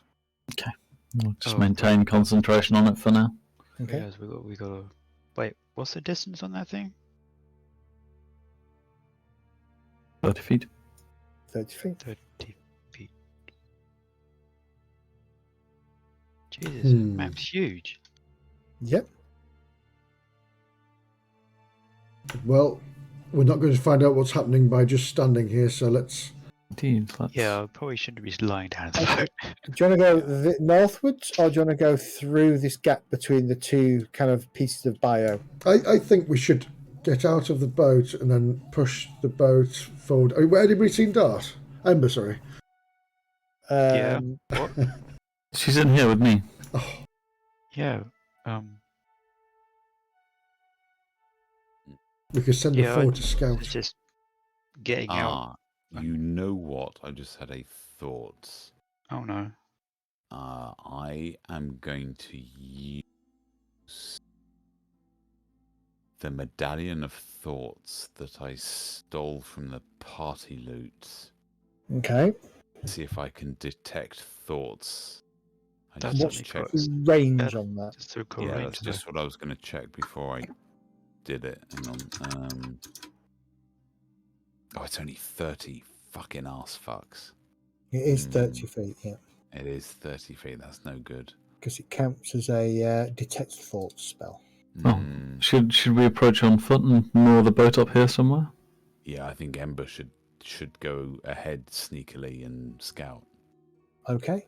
Well, Right, Amber. I will roll out of the boat. Okay, you roll out of the boat, you drop into the water with a light splash. It is just above your knees here. You may move up to your normal move. You can double move if you wish. We're not in combat, but I want to try and keep this as fairly tight and precise. Staying near the foliage so I don't break Okay. stealth. All right. Okay. What was that? Who just rolled? I'm trying to be quiet. I'm not doing very well. Yeah, behind you can hear splashing. Glancing over your shoulder, you can see L'Oreala, instead of wading through the water, she's trying to lift her legs out the water, and effectively she's stomping, splashing, and slurping through the mud and the water. Yeah, I'm going to do the same. I'm going to try and... Oh, fucking arse. Oh, we're Yeah. not in combat, so therefore I can still move around. I don't have to. Oh, right. Yeah, you can move as far. You can move wherever you want. I'll just let you know if you get into difficulty. Okay, as you move off the green area onto the brownie area, it is a little bit deeper. Comes up to your waist, and it's a little bit harder going. Your feet are starting to sink in the sort of in the mire and the swampy mud underneath the water. But you make it to a fallen log, which is kind of half. It's almost floating on the Can I do water a surface. investigation check? Sure, investigate away. I'm investigating the lock. Okay. Ah! Oh, I forgot that does that. Okay. The log has, it's been felled quite some time. Several, at least months, if not years. There is a definite line of grime along the side of it, but and algae and things, and some of that is now submerged. The top of the log is walkable and clambering. You can clamber on it, but other than that, there's nothing interesting here. Okay. L'Oreal, still no sense of magic. If I go that way, I can't go. I Is- just have to cross the water. Where are the ripples emanating from? Is it further beyond over this? Further beyond your, it's definitely it's over in that direction. Oh yeah, I really badly stage whisper because of my poor stealth check. Perhaps we should move closer.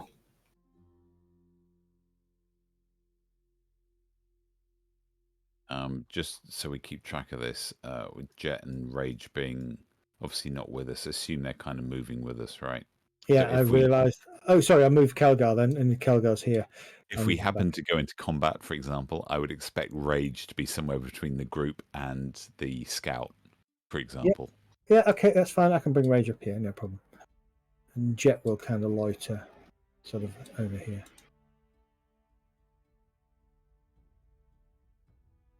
Hmm. Follow quite closely behind Rage because I'm keeping an eye out to see if I can detect anything. Perception check.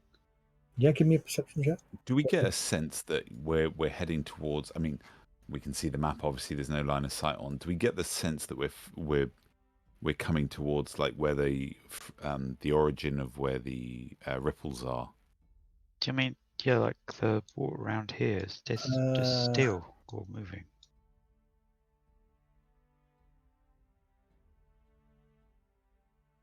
Well, what that's the answer. Fuck. Has that? What have I done? What's happened? Because I'm now blind as a bat. you're all blind as a bat, aren't you? No, So I can see a good. Can see Yeah, a no, decent amount, yeah. that's fine. I've got a 55-foot circle of view around me. 50 Yeah. foot. Okay, No. that's yeah. I'm guessing that the terrain that I put down, the walls and the terrain I put down, are not blocking line of sight, right? No, So you they're can not. see through here. Yeah, Yes. I got that Where? wrong. Then. Huh? Over here, you can see here, for instance. I don't know where. Yeah, so for example, we can see there's it appears to be a center of something. Oh there, Yeah. right. Yeah. Okay. Because I can see. To answer the question, that does seem to be where the water pulses are emanating from. Ember can't quite see anything yet, but she keeps moving. Okay, let's make our way quietly over there. Okay, just 1 second though, Ember. That bluey green water is that deep. bit. Yeah, that is deep. Can I jump across it? You can jump across it, no problem. Yeah. Whoa! What just happened? I just zoomed in for some reason. Oops, sorry, I moved you then. Rage will jump across. Jet moves up. Yeah, you can all take. There's enough distance for you all to be able to jump across, as long as you've got more than a 5 in your strength. Okay.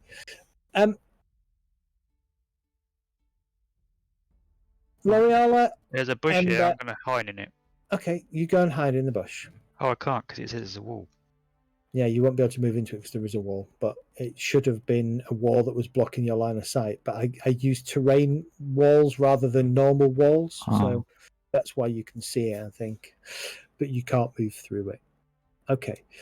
I would like L'Oreala, Medistra, but everybody make a perception check.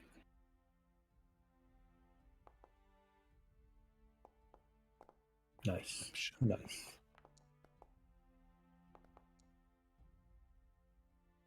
19. I rolled something half decent for a change.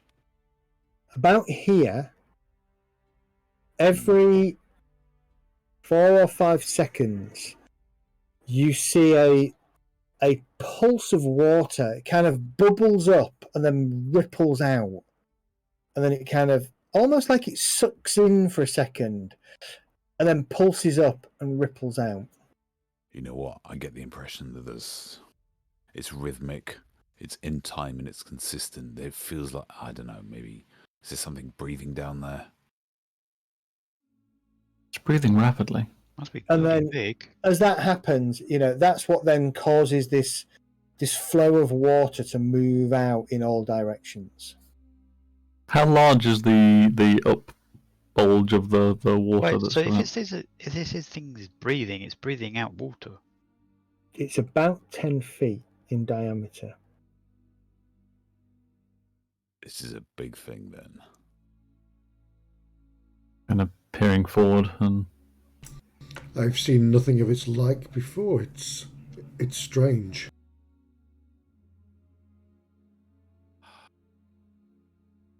we should go and see what it is. That means it's like Do I think I can that big. climb around the Yeah. edge of this? Yeah, you can climb around it. Yeah, that's not a problem. You can get around it. Could it be a spring, you think? What, magical spring? No, just a spring that's maybe Your come from somewhere. L'Oreal, your detect magic is starting to pick something up, but it's all around you.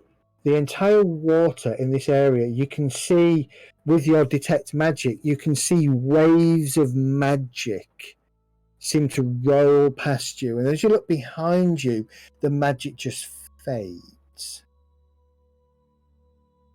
It's very strange. I'll kind of describe some of what I'm seeing to the rest of the group. I am going to use the medallion now for detect thoughts. I've got Okay. a 30 meter range on it. 30-foot range. It's the first time I've Okay. used it, so I need to check this. It's detect thoughts, isn't it? Yeah. So range 30, wisdom saving throw. Don't get any closer.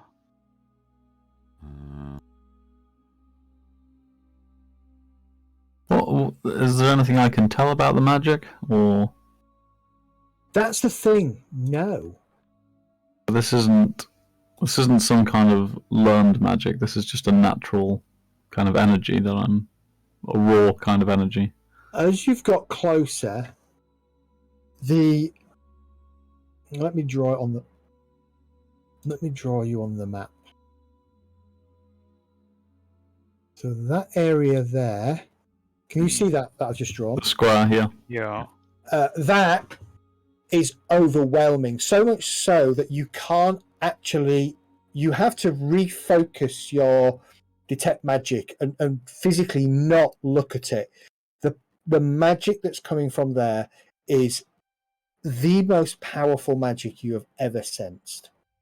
Kind of squinting with it in my peripherals a little bit, sort of thing. Yeah. And detect thoughts, that's picking up anything? Or I'll come back to that in a second if I can.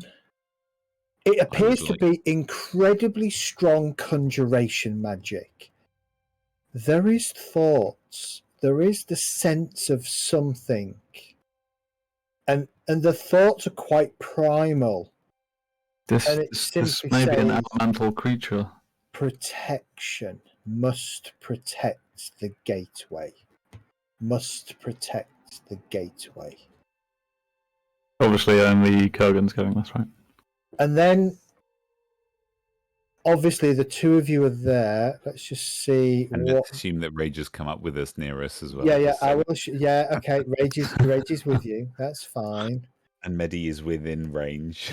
And Medi's well back because there's Medi. And Ember is well in front of us. What's my range? 20 meters. And then you get this pulse. And as this pulses, that's when the conjuration magic flares the strongest. And you can see that as this pulse fades, the conjuration magic just gets dispersed in all directions from the center of this area. And then a column of water begins to twist and rise upwards. Is there any water in elemental? And I would like everybody to roll initiative. Of course you would. Please. Should we be concerned that There are Medi's no positioning active himself in combat encounters in your perfect panic current tentacle situation. position? That's right. Say that again, Kurgan. I knew it. It's a water elemental. I was just saying, should we be concerned that Medi has positioned himself in perfect position to deploy his panic tentacles again?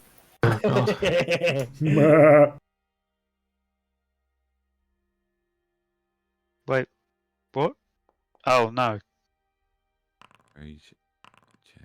Is everybody gone? 1, 2, 3, 4, 5, 6, 7. That's all of us on there, yeah.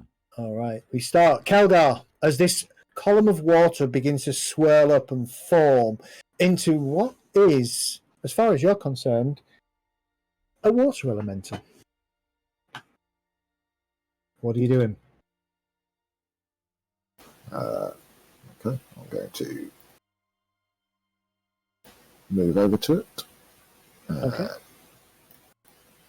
Okay, that's deep water, so that's difficult terrain, and I need you to make a dex check to stay on your feet.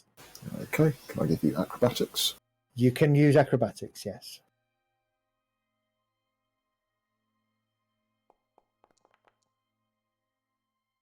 Okay, that's fine. Okay.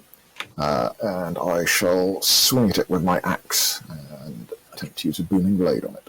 All right, swing at it with your axe and attempt to use a booming blade. I mean, mean, I'm assuming that this seems to be aggressive in nature, or at least will be now. Definitely seems to be aggressive in nature. And that is kind of Kurgan. That's what you sense, that the surface thoughts of this creature basically saying, must protect, must stop the small folk. Okay. Are we still doing just regular attack for Booming Blade and then just remembering the effect, are we? Or Yeah. The effect is on the creature, so just regular attack, please. Cool. Yeah.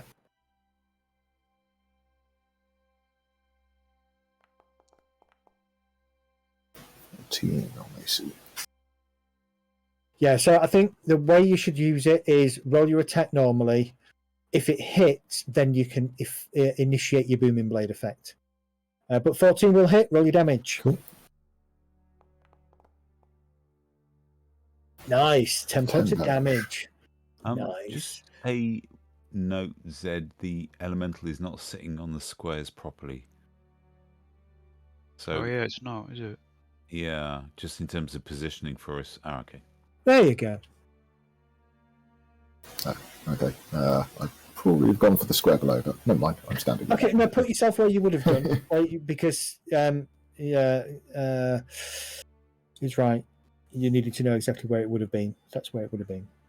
Cool. Okay, you done? I believe so. Where's the internal? Then we go to L'Oreala. Wow. Okay. So this is turned to a fight quicker than I thought it was going to. So this is like a 10-foot tall or more. This is a good. It's still growing. Oh, It's God. effectively a large creature, so it's going to end up somewhere between 10 and 12 foot tall pillar of water Okie dokie. with very deep. You'll see sort of very deep bluey coloured eyes and a mouth that is very blue as well, deep blue. Are we gonna be able to damage it? Okay, kind of circling around the edge of the water, not entering the water. Yep. I'll move to here, and I will lash out at its mind with a mind sliver. A motherfucking mind bullet. Absolutely. Let's see what happens. Oh, fantastic roll. Telekinesis cover. The creature succeeds against your mind, your psychic probe. Okay. And I think, is it a bonus action? No, it's a full action. That's a shame. In which case I end my turn. Okay. Right, Medistra. I, seeing L'Oreala move around, well, I shall follow in her footsteps and move to there. And I'm going to point my fingers out, raise one hand to the sky and the other one at this creature and shout, Celestine Spiritu, and cast my Eldritch Blast. Okay.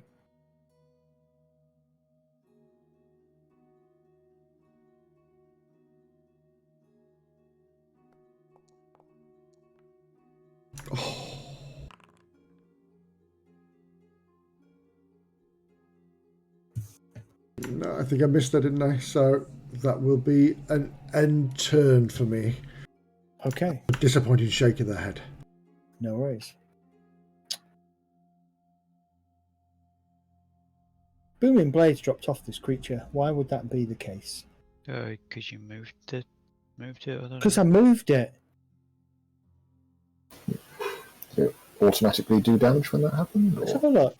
Yes, it Oh, did. that's It did true. 7 points of damage. Okay, that's fine.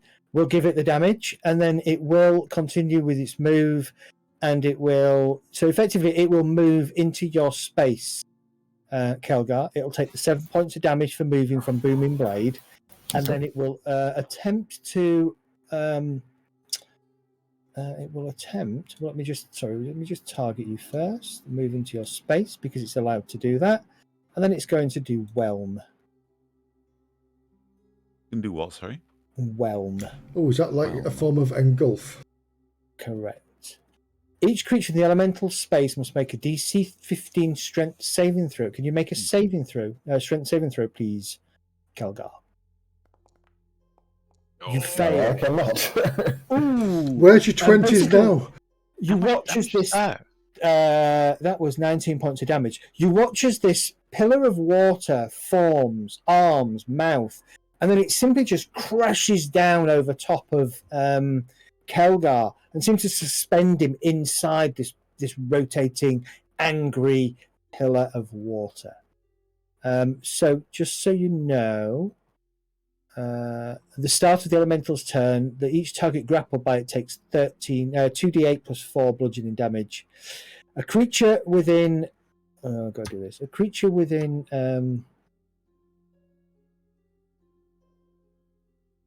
A creature within. Sorry, I'm just reading it now. You're restrained and unable to breathe. You are grappled. Your difficulty to escape is DC 14. Okay. A creature within 5 feet of the elemental can pull a creature object out of it by taking an action to make a DC 14 strength check and succeeding.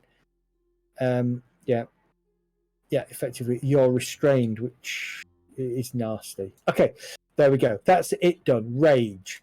Seeing this, Rage rushes forwards and will grab you and die. I clicked the wrong thing. Shit! And he reaches in and he tries to grab hold of whatever he can of Kurgan, pulling him hard. Helga. He fails. You all look like. However, let me do what Roddy would probably do, and that is he would rage first, right? And then Advantage on that roll. yeah, hold on. I just need to find the rage macro because I don't have it on my. And then I've got to target his token. Rage is no longer raging. Rage is raging. Rage is raging. The secret rage is always raging. And when you rage, he gets advantage on strength checks, doesn't he? It does. Right. So let's try this again. There we go. Hell, he fails. All right. Rage starts frothing and foaming at the mouth, reaches in, yelling and screaming, and tries to pull out Kelgar, but just can't get hold of him. He's just Kelgar's been tossed and turned and battered around like the ocean batters a stone in the water. Kurgan, you're up. All right. And we've done that. And then holding my axe haft in 2 hands, I'm going to cast Scorching Ray at the fucker.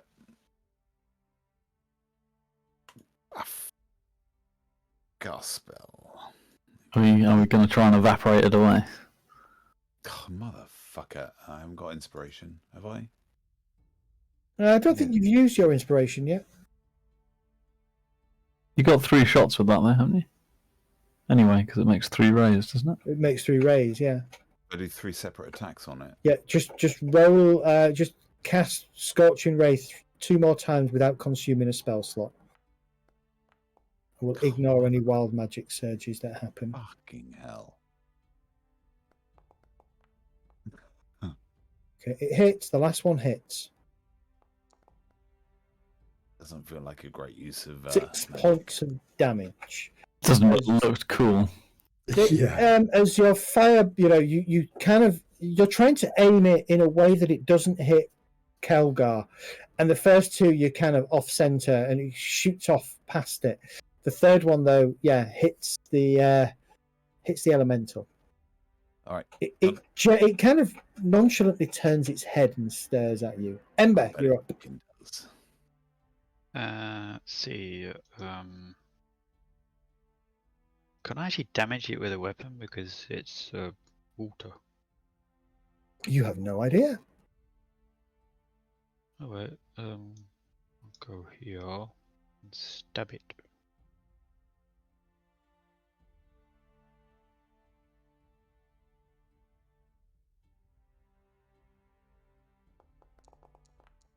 Not with that.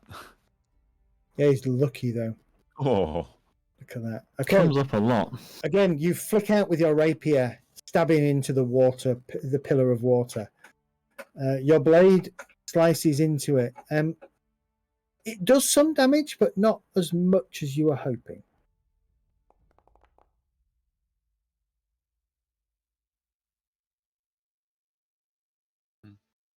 Okay.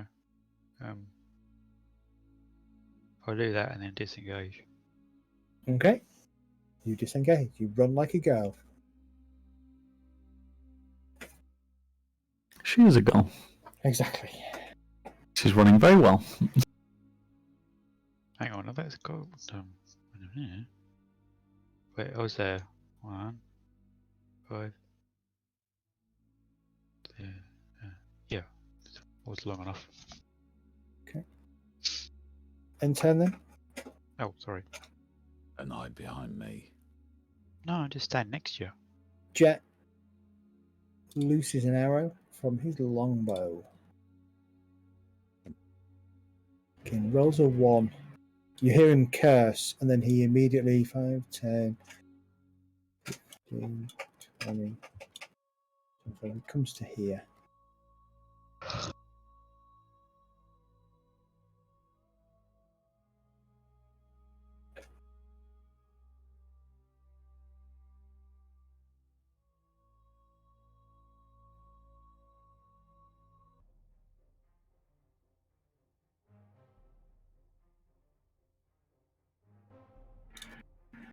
Okay. Keldar, top of round 2. Okay, what can I do while restrained? You can break free. Just try and break free? Or... Okay, presuming that's a strength check and action to try and break free, is it? Yes, please. DC 14 strength check, please.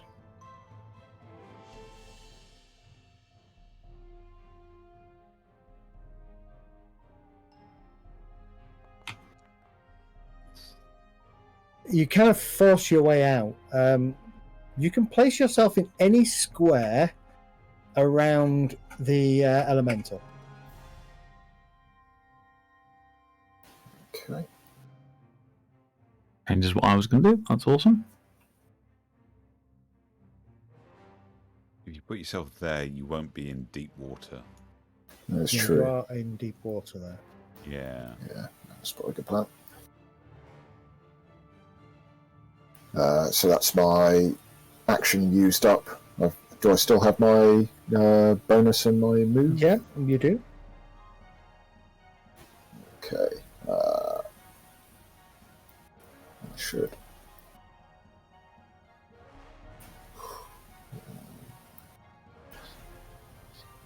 Can't disengage because that's a regular action, isn't it? Yeah. Not a You rogue. it is, yeah. Okay, I shall use my bonus action to hex it then, which I should have done before hitting it last time, but hey.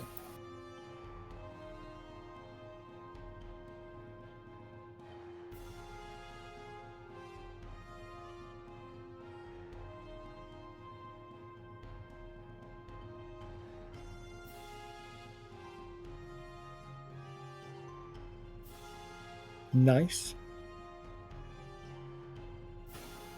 Okay, that's me done. Oh, Dart's got an awesome lava lamp. Hmm? It's got an awesome lava lamp. Yeah, but it's not showing on the stream. It is. There's it outside of shot on the cropping in the stream. Yeah, he's got my light rather than my... L'Oreala, you cast Bless. Ooh, nice. Shiny, shiny. Ooh, birdie. I believe that's an action. Yep, Yeah, that it's is an a action. fine action. And with my bonus action, I don't think I'll do anything. So I'm gonna hold position here. Okay. Actually, seeing Calgar has been in a bit of trouble. Can I move through Ministra? He's not in combat, right? You can move through Ministry, yeah. Okay, I'm gonna Is that better? Down to that.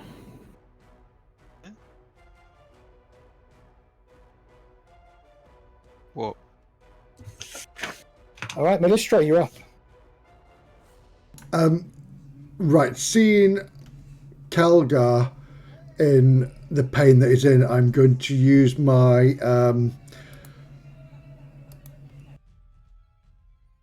there we go, my healing light, and I'm going to point at him, and I'll have to target him first, won't I? You will. And let's see if we can do this. Consume available usage? No. Consume resource? No. Usability? And it's going to be, so if I just put in, say, 3d6, that should do it, shouldn't it, hopefully? Yep. I bet it'll do 4d6, but there we go. Yeah. Oh, God, it's...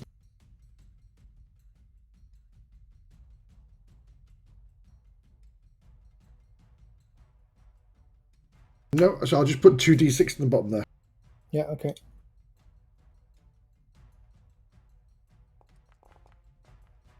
That should have rolled 3, hopefully.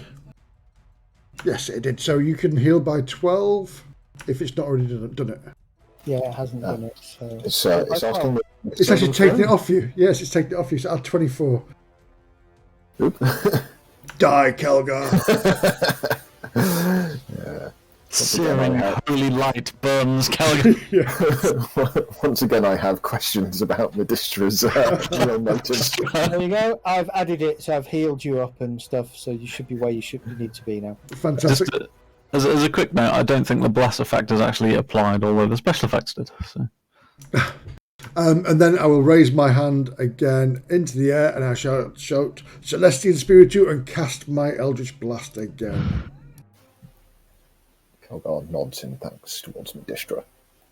I've got some weird funky shit going on with this tonight. So that was a clear miss. You're right, bless didn't take effect. You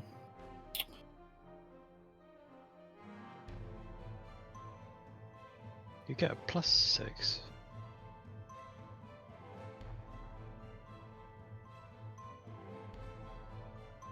Hold on.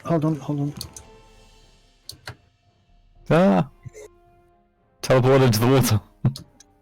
Yeah, sorry, that was my fault. Elemental didn't like my blessing. You're going in the water.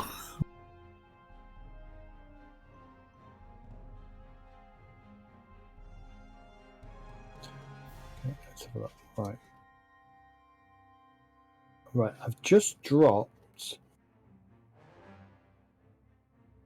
a new bless on your character sheet. The one right at the bottom, I think. Let me just... It's is it always prepared for you, yeah? No, it's cleric prepared. You need to recast it without using a slot. Yeah.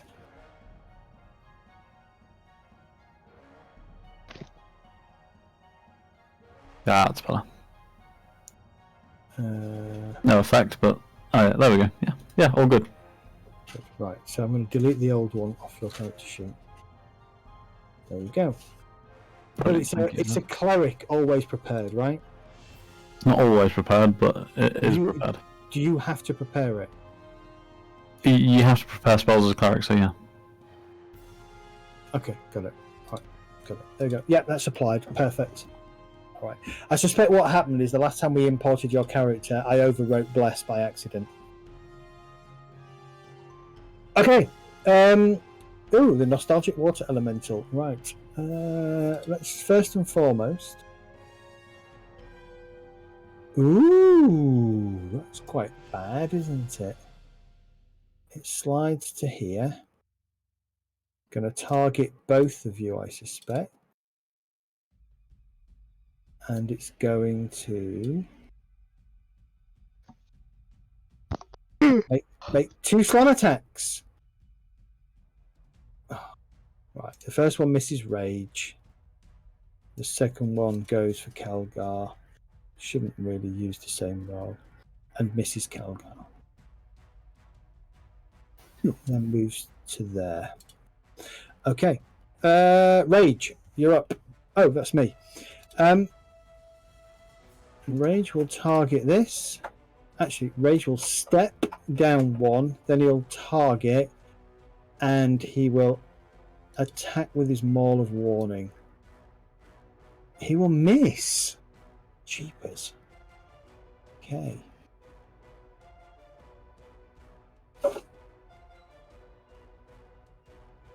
Right. Okay. Well, that was a bit naff, wasn't it? Anticlimax. Kurgan, you're up. It is me. All right. So I am going to. What am I going to do? Okay, I am going to use a couple of sorcery points, and I am going to embiggen Rage and Kelg. Ooh. The embiggening. The embiggening. Here we go. You So enlarge I Rage don't and think this is Kelg. going to work. I've got them both targeted. We'll see how it works. Yeah, just cast it. I don't know what it'll do. I don't think it'll do anything. No. Okay. No, nothing. So they have asking me what's for a it, saving throw. 1d4 extra damage. Presume I can just not save against this. Yeah, just not save against it. Yeah, I wouldn't recommend saving. All right. So that makes you large, doesn't it? So they're large. It gives so they are now large base, and it gives them 1d4 damage, additional damage. Maybe advantage. I on strength guess- checks, I think. Does size help with things like strength checks, or Yeah, it says that on there. It says strength checks and saving. yeah, strength checks and strength saving throws you now have advantage. Okay. So he already has advantage, but that's fine. Cool. Yeah, Okay. that's me. Do one, There you go. 1d4 Hang extra on. damage. Let's move. Hang on. Oh, I'm on half. Oh, there we go. That's it. Oh, did Rage get his bless bonus on his attack? Yes, he did. Yeah, he still missed. He rolled pathetic. Go. All right. Ember, you're up.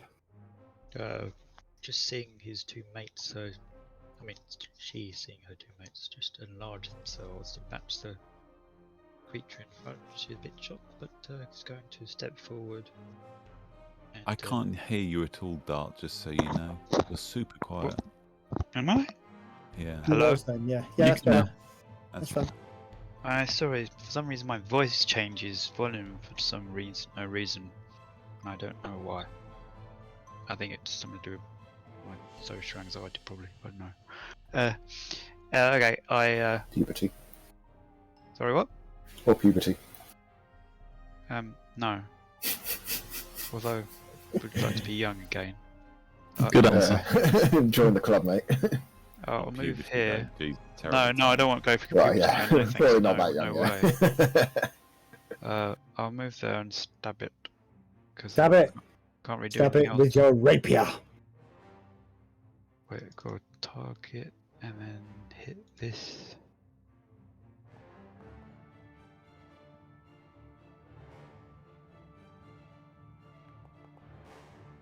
Sorry, that's the phone going. Okay. Your rapier slices through the water. The elemental reacts, but not massively. Okay. I can't really do anything else, so I'll move over.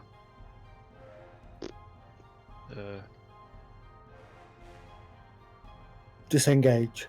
Yeah, I'll move over here. Okay.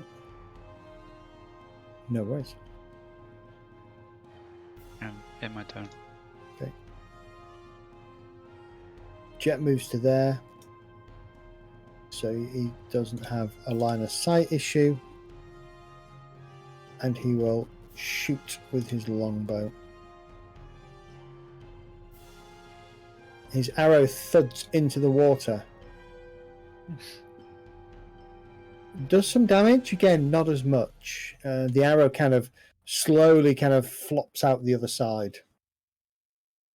All Doesn't right. Jet have a magical sword he can use? He does, yeah.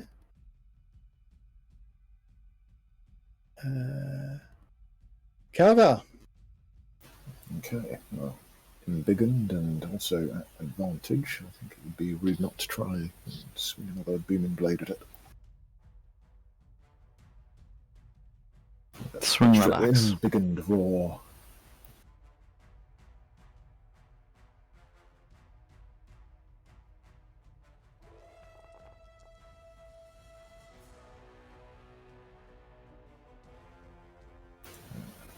$20 on AC, assume that hits.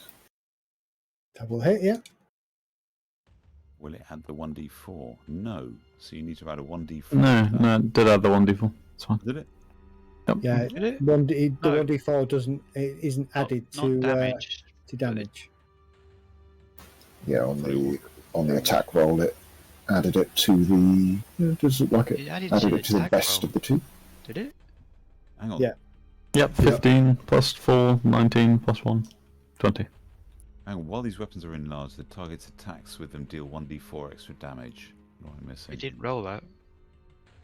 Oh, okay, so the embiggen plus damage, is that missing? Ah, yeah, right. That's the 1d4 that Guy's on about. Yes, that Yeah. does work. You Yeah, need to roll roll that. an d4. Did it put the 1d4 on the attack roll instead of the... It did, So that was from which is Dress. correct. Yeah. But it hasn't done the embiggen 1d4.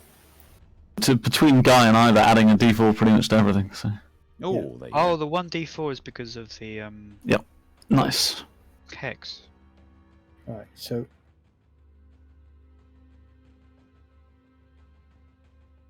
And do you want me to hit the booming blade button on it again? So shouldn't I've got a plus 1d4 when I attack with my No, rapier?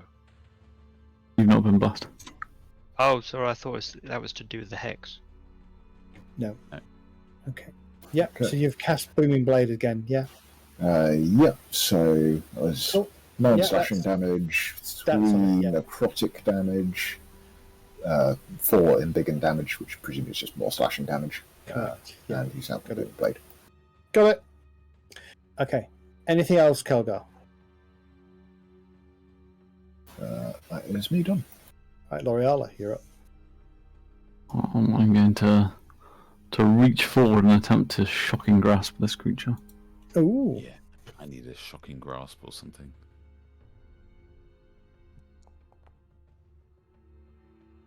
Not sure why it's adding. Ah, it's already added the d4, so it needs to take 4 off that 21. Okay. Yeah, no worries. 21 still hits. Oh, Oh, nice. nice. And we're all dead. You shock the elemental. You watch as the lightning from your shocking grasp kind of coruscates through the column of water. The creature kind of dances around in somewhat pain. Oh, I'm moving over here. does that hurt more than normal? You don't know. And my turn. Okay. Medistra. Right. Medistra's looking angry. If you glance over him, you can see him. He's confused. He's frustrated. He's going to move over here. He's going to stare up to the sky and shout, "Mistress Celesti in Spiritu!" And he's going to point his finger again at this thing and cast Eldritch Blast again. L'Oreala takes cover. Yeah. Hey! Woo. Roll your damage. Take it all back, Manny. Take it back. Your Eldritch Blast slams into the pillar of water. It recoils from the pain. Lovely. And I shall end my turn there. Okay. Once again, it swings out firstly at Rage, misses. Secondly at Kurgan. No, Kelgar. Kelgar. We'll get there. End of the Hit. campaign will be fine. Yeah, end of the campaign will be fine. Yeah, sorry, I'm getting tired. Hits for Wait, 15 why have I damage. moved? I am. You press D? To So I just move. Yeah, WSAND. use. what's Hellish that Rebuke. one? Not Hellish Rebuke. I am going to attempt to use Cutting Words. Cutting Words. So I can use one of my bardic inspirations to roll the dice and subtract the number from the creature's roll instead. Okay. I roll d6s for bardic inspiration if memory serves.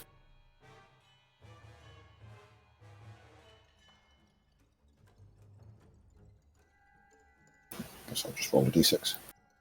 Yeah, roll d6. Yeah, 2. Well, am I reducing his damage, or it's So it's attack roll. well, that would take it down to 21. That hurts. Alright, still hits. Okay. Was I meant to make a saving throw there? Yeah, concentration saving throw. Should have asked. Oh, you succeeded. It did it for you, and you succeeded, so you're fine. Yeah, cool. It is then going to step to there. Oh, takes damage. Bastard. Yeah. That's cool. I like that. Rage. Walks with him. Rage gets to there, but he's going to make a dex saving throw first to make sure it doesn't fall. Actually, acrobatics. Does he need to at his size now? Yeah, he does really, because he's still in deep water. So let's see what happens. Okay, all right. Yeah, but that deep water will be around his ankles. Slippy, muddy side. He might slip off. Yeah.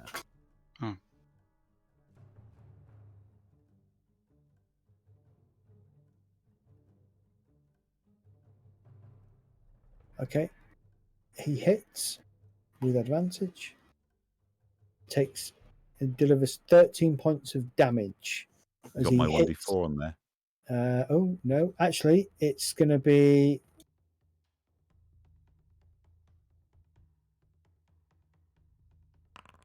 Wait, what I miss? Koga's hurt. He is. Gonna add another 8 points of damage in total. Is that the bless and the embiggening? That's the embiggening, and that is the Sacred, whatever it is. the sacred, thing that he has. It's important to have a sacred ujit. Yeah, sacred ujit. Okay, that's that done. Kurgan, you're up. All right, let's do this then. It is enough with this watery ass bastard. Let's move up there, and we are going to, because this always goes well. We're going to fire off a chaos bolt. So Oh, God. turns purple, and a purple like lightning bolt shoots out from my staff. Okay, roll your attack. What could go wrong?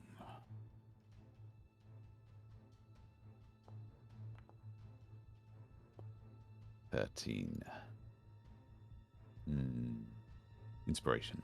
You can got that -2 there. I'm gonna re-roll that. -2. Did I get Yeah. -2? Yeah. Because it thinks you've got Line of sight, isn't it? line of sight is partly blocked by a very big Kurgan. Oh, I should have moved. Keldar. Yeah. Well, 22 is going to hit anyway, so roll your damage. Yeah, there you go. Nice. Okay. We are going to go with thunder damage. Yeah. Okay. Oh, it's dead. That's I a don't bunch of understand. damage on it. Oh, I know what's going on here. Right. Fucking hell. Bear with me a second. I need to just change that spell. So it's not dead. I need to undo the last lot of damage. I mean, it's clearly dead. Come on. What's Wait. happening here? You got is- 1d8 plus 1d8. Is that normal? Shh. Be quiet. That's correct, though. 1d8, that was 1d8.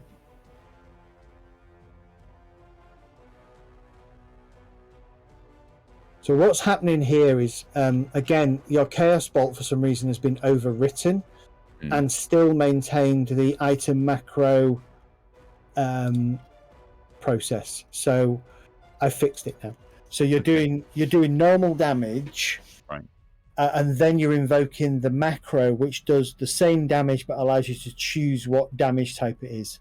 Got you. All right. So I've removed the damage. So he's not dead, but he's not having a great time at the moment. Correct. Yeah, he's almost dead. He's looking Right. very, very battered. Well, we'll just move back a little bit. Okay. And turn if you're done. Oh, yeah, sorry. And I didn't turn into a tree, which is a win for me. And there's You no did bear not on the turn map. into a tree. There's no bear on the map, and you didn't go purple. And I didn't go Yet. purple. And my Oh, nose okay. has not grown. Correct. All of these things could happen at any time. All Why right, did I pick Ember, Chaos you're up. Sorcerer, for fuck's Me? sake? Because Oh, it's okay. fun. I keep forgetting I shouldn't be stood next to you. You're right. Right, I'll run through Koga's legs. Okay, you run through Kelga's legs. He slips and stands on you. Roll attack.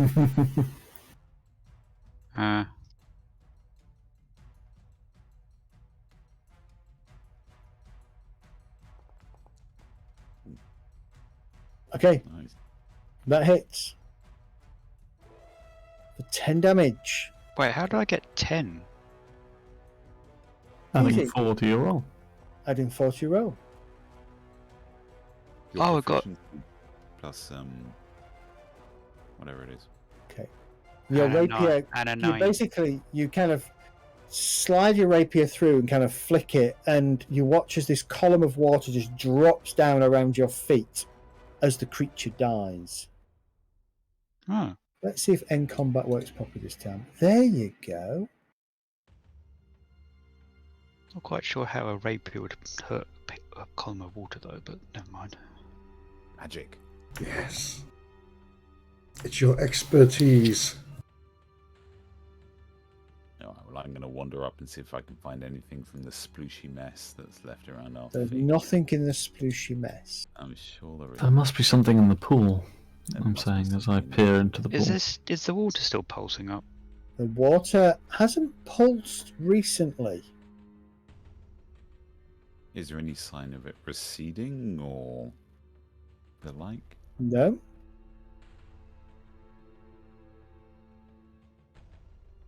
Maybe we should get Jet swimming it. If you said somebody tall, Maybe we could tie a The rope water around. pulses again, Oh, and out from the water comes another water oh, you elemental, fucker. and we're going to call it a night there. There's 2 ways to look at this, guys. We've either got a problem that's ongoing, or we've got an XP generator. I was going to say. I'm just going to use a bardic inspiration to use up a slot. Okay. The other thing didn't seem to use it up. I've got to wait till Nice. New Year now. Wanna Well, do take a that? moment to stick my axe haft up Kelg's butt to give him a quick heal or not.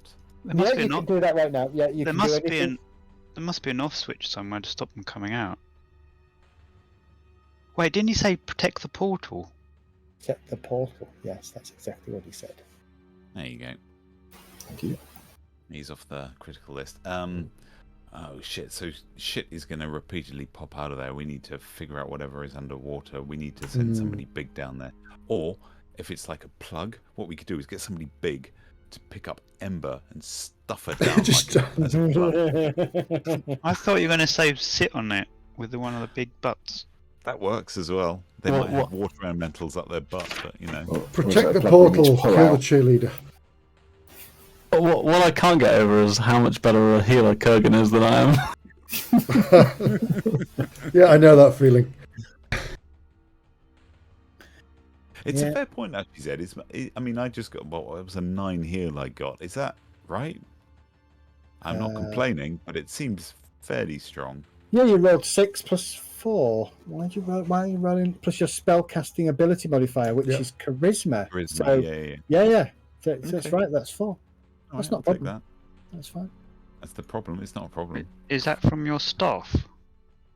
As far as you can tell, it's coming from the staff. Yeah, Yeah, No, sorry, so your axe handle thingy. axe handle. that's what I yeah. was ruminating over at breakfast. I was looking at the staff because whatever this is coming from the blackened axe haft that I have. So there's some property or something has imbued it with a power that I'm trying to figure out. So I just realised you're under the effect of enlarge. How many rounds does it last? Is it a minute? Oh shit. Hang on, I'm gonna have to check that. Large.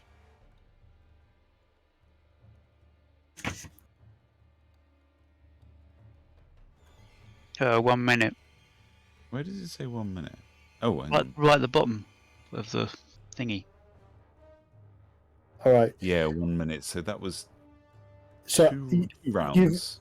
so it was 2 rounds of combat, and it was Yeah. 3 rounds out of combat because Okay. I was watching the seconds tick when the next elemental appears, and we'll go back to initiative. So effectively, We there need are some 5. bless as well. There are 5 rounds of 5 rounds of enlarge left. And what I'm So, gonna- I'm gonna 100% rely on you to track that, Zed. Right, so what I've just done is I'm going to put it. It's going to look weird, but I've put it on as an elevation for both Kurgan and Helgar. Kelgar and I'm tired. Sorry, Kelgar and Rage. So when and I've made a note on my notes, so I'll add it to my diary summary so we can track it. Can we Cool. add So the bless to that as well? when the water's pulsing, it's obviously brings out a new elemental if there isn't one already guarding it. You don't know. I'm just guessing. Okay. And then if I type it there as well, we shouldn't forget it. What was the other one? Bless. Bless. That is that dropped? No. Yeah, that's dropped. We Did shouldn't you- have though. Did you get hit for something? Nope. Did it auto expire because more than a minute of in-game time ticked by? Yep, Or? it does expire like any other spell with game Yeah. time. But the actual Okay. rounds should be the same. It's 1 minute as well, so presumably Yeah. roughly 5 rounds left, or Yeah, Yeah, it's cast on the same round, I think. right. Do you want to just recast Bless on everybody that had it? I can do. We'll just leave it at that. Elgin Rage, right? Yeah, and yourself. Oh, actually, Rage will have dropped because Yeah, he it's didn't. one round, isn't it? Just, Yeah, he had at least one round of no combat and no attacking. So Rage has dropped.